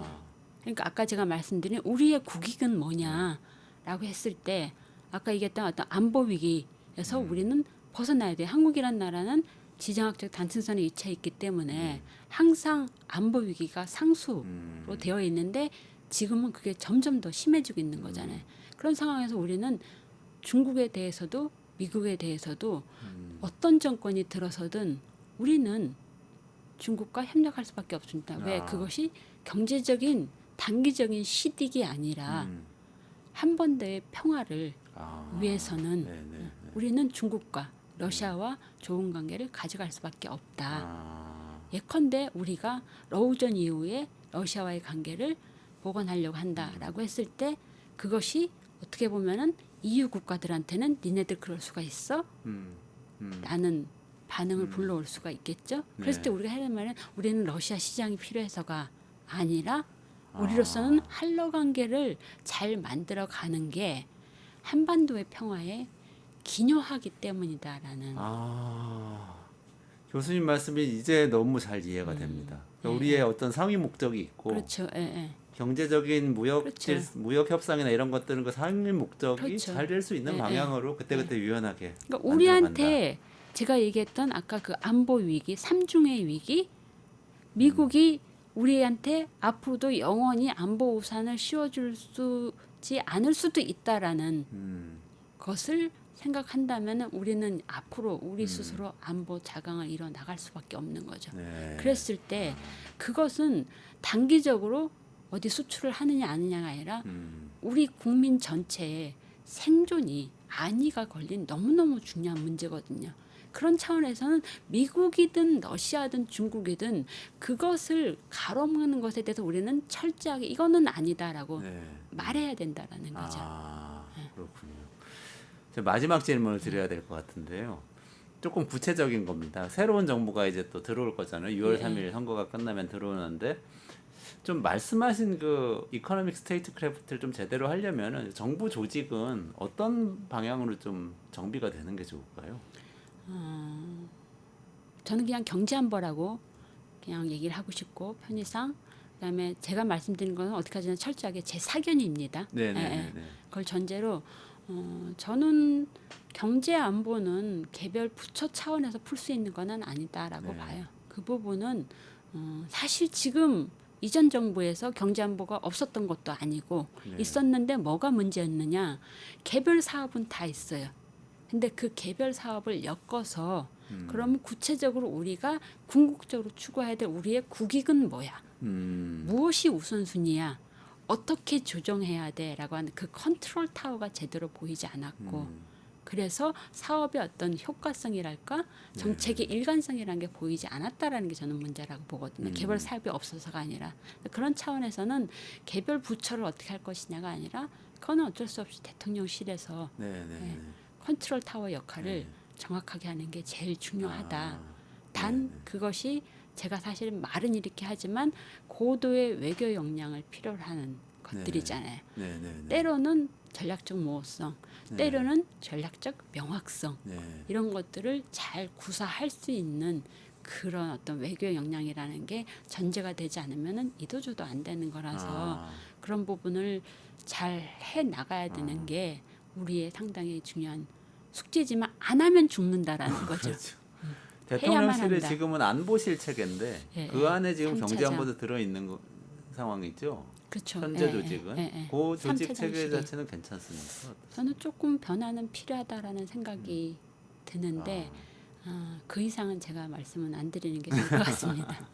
알겠습니다. 잘 정비돼서 네. 김양희 교수님께서 말씀하신 것처럼 우리나라가 국익이 좀 새롭게 정의가 되고 그 부분이 포인트입니다. 그렇죠. 국익을 새롭게 정의하고 그에 따른 경제안보 전략의 원칙, 목표, 방향성을 공유하는 것. 정권이 바뀌더라도 일관성을 유지하는 것. 그러게요. 그것이 정말 중요하다라고 생각합니다. 그게 잘 정의가 되면 정권이 바뀌어도 유지가 될 거 아닙니까? 그리고 특히 정말 인상적이었던 게 당장 무슨 협상해가지고 몇 % 깎았다 뭐 이런 거 가지고 성과라고 얘기할 게 아니고 아니죠. 진정한 국익을 향해서 나가는 방향에 이게 좋은 수단이냐 이렇게 평가를 해야 되겠네요. 그래서 저는 경제안보 전략은 어떻게 보면 큰 의미에서 국가 대전략이라고 생각을 합니다. 네. 알겠습니다. 여기까지 진행을 하도록 하겠습니다. 김양희 대구대 교수님하고 같이 처음에는 트럼프 시대에 우리나라 이렇게 관세 전쟁 어떻게 대응해야 되나 이렇게 시작했는데 경제안보 전략을 다시 한번 수립을 하고 국익을 좀 전면적으로 재점검을 해보자 이렇게 이 결론을 주셨어요. 오늘 말씀 감사합니다. 김양희 교수님. 도움이 되셨는지 모르겠습니다. 저는 큰 도움이 됐고 시청자 여러분도 굉장히 많은 도움이 되셨을 거예요. 네, 저희는 4시 50분에 매일 끝장 뉴스 라이브 시작하고요. 5시 50분에 끝내주는 경제 라이브 합니다. 꼭 시청해 주시기 바랍니다. 여기서 김양희 교수님하고 같이 인사드리면서 마무리하겠습니다. 고맙습니다. 감사합니다.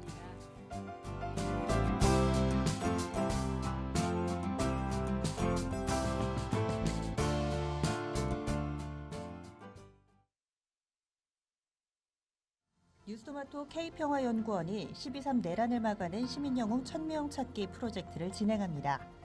비상계엄 선포 이후 국회, 광화문, 남태령, 한남동 공관, 헌법재판소 등지에서 내란을 막고 탄핵 소추를 이뤄낸 시민영웅 1000명을 찾아내 대한민국 민주주의의 역사로 기록하고 시상의 본보기로 삼음으로써 민주주의를 더 널리 확산하기 위한 프로젝트입니다. 이 과정에 직접 참여했거나 참여자를 추천해 주실 분들은 우측 제보하기 QR코드나 아래 메일로 추천 및 제보해 주세요. 민주시민 여러분의 많은 참여 바랍니다. 뉴스토마토 K평화연구원과 함께 해주실 분들의 추천 제보 및 후원을 기다립니다.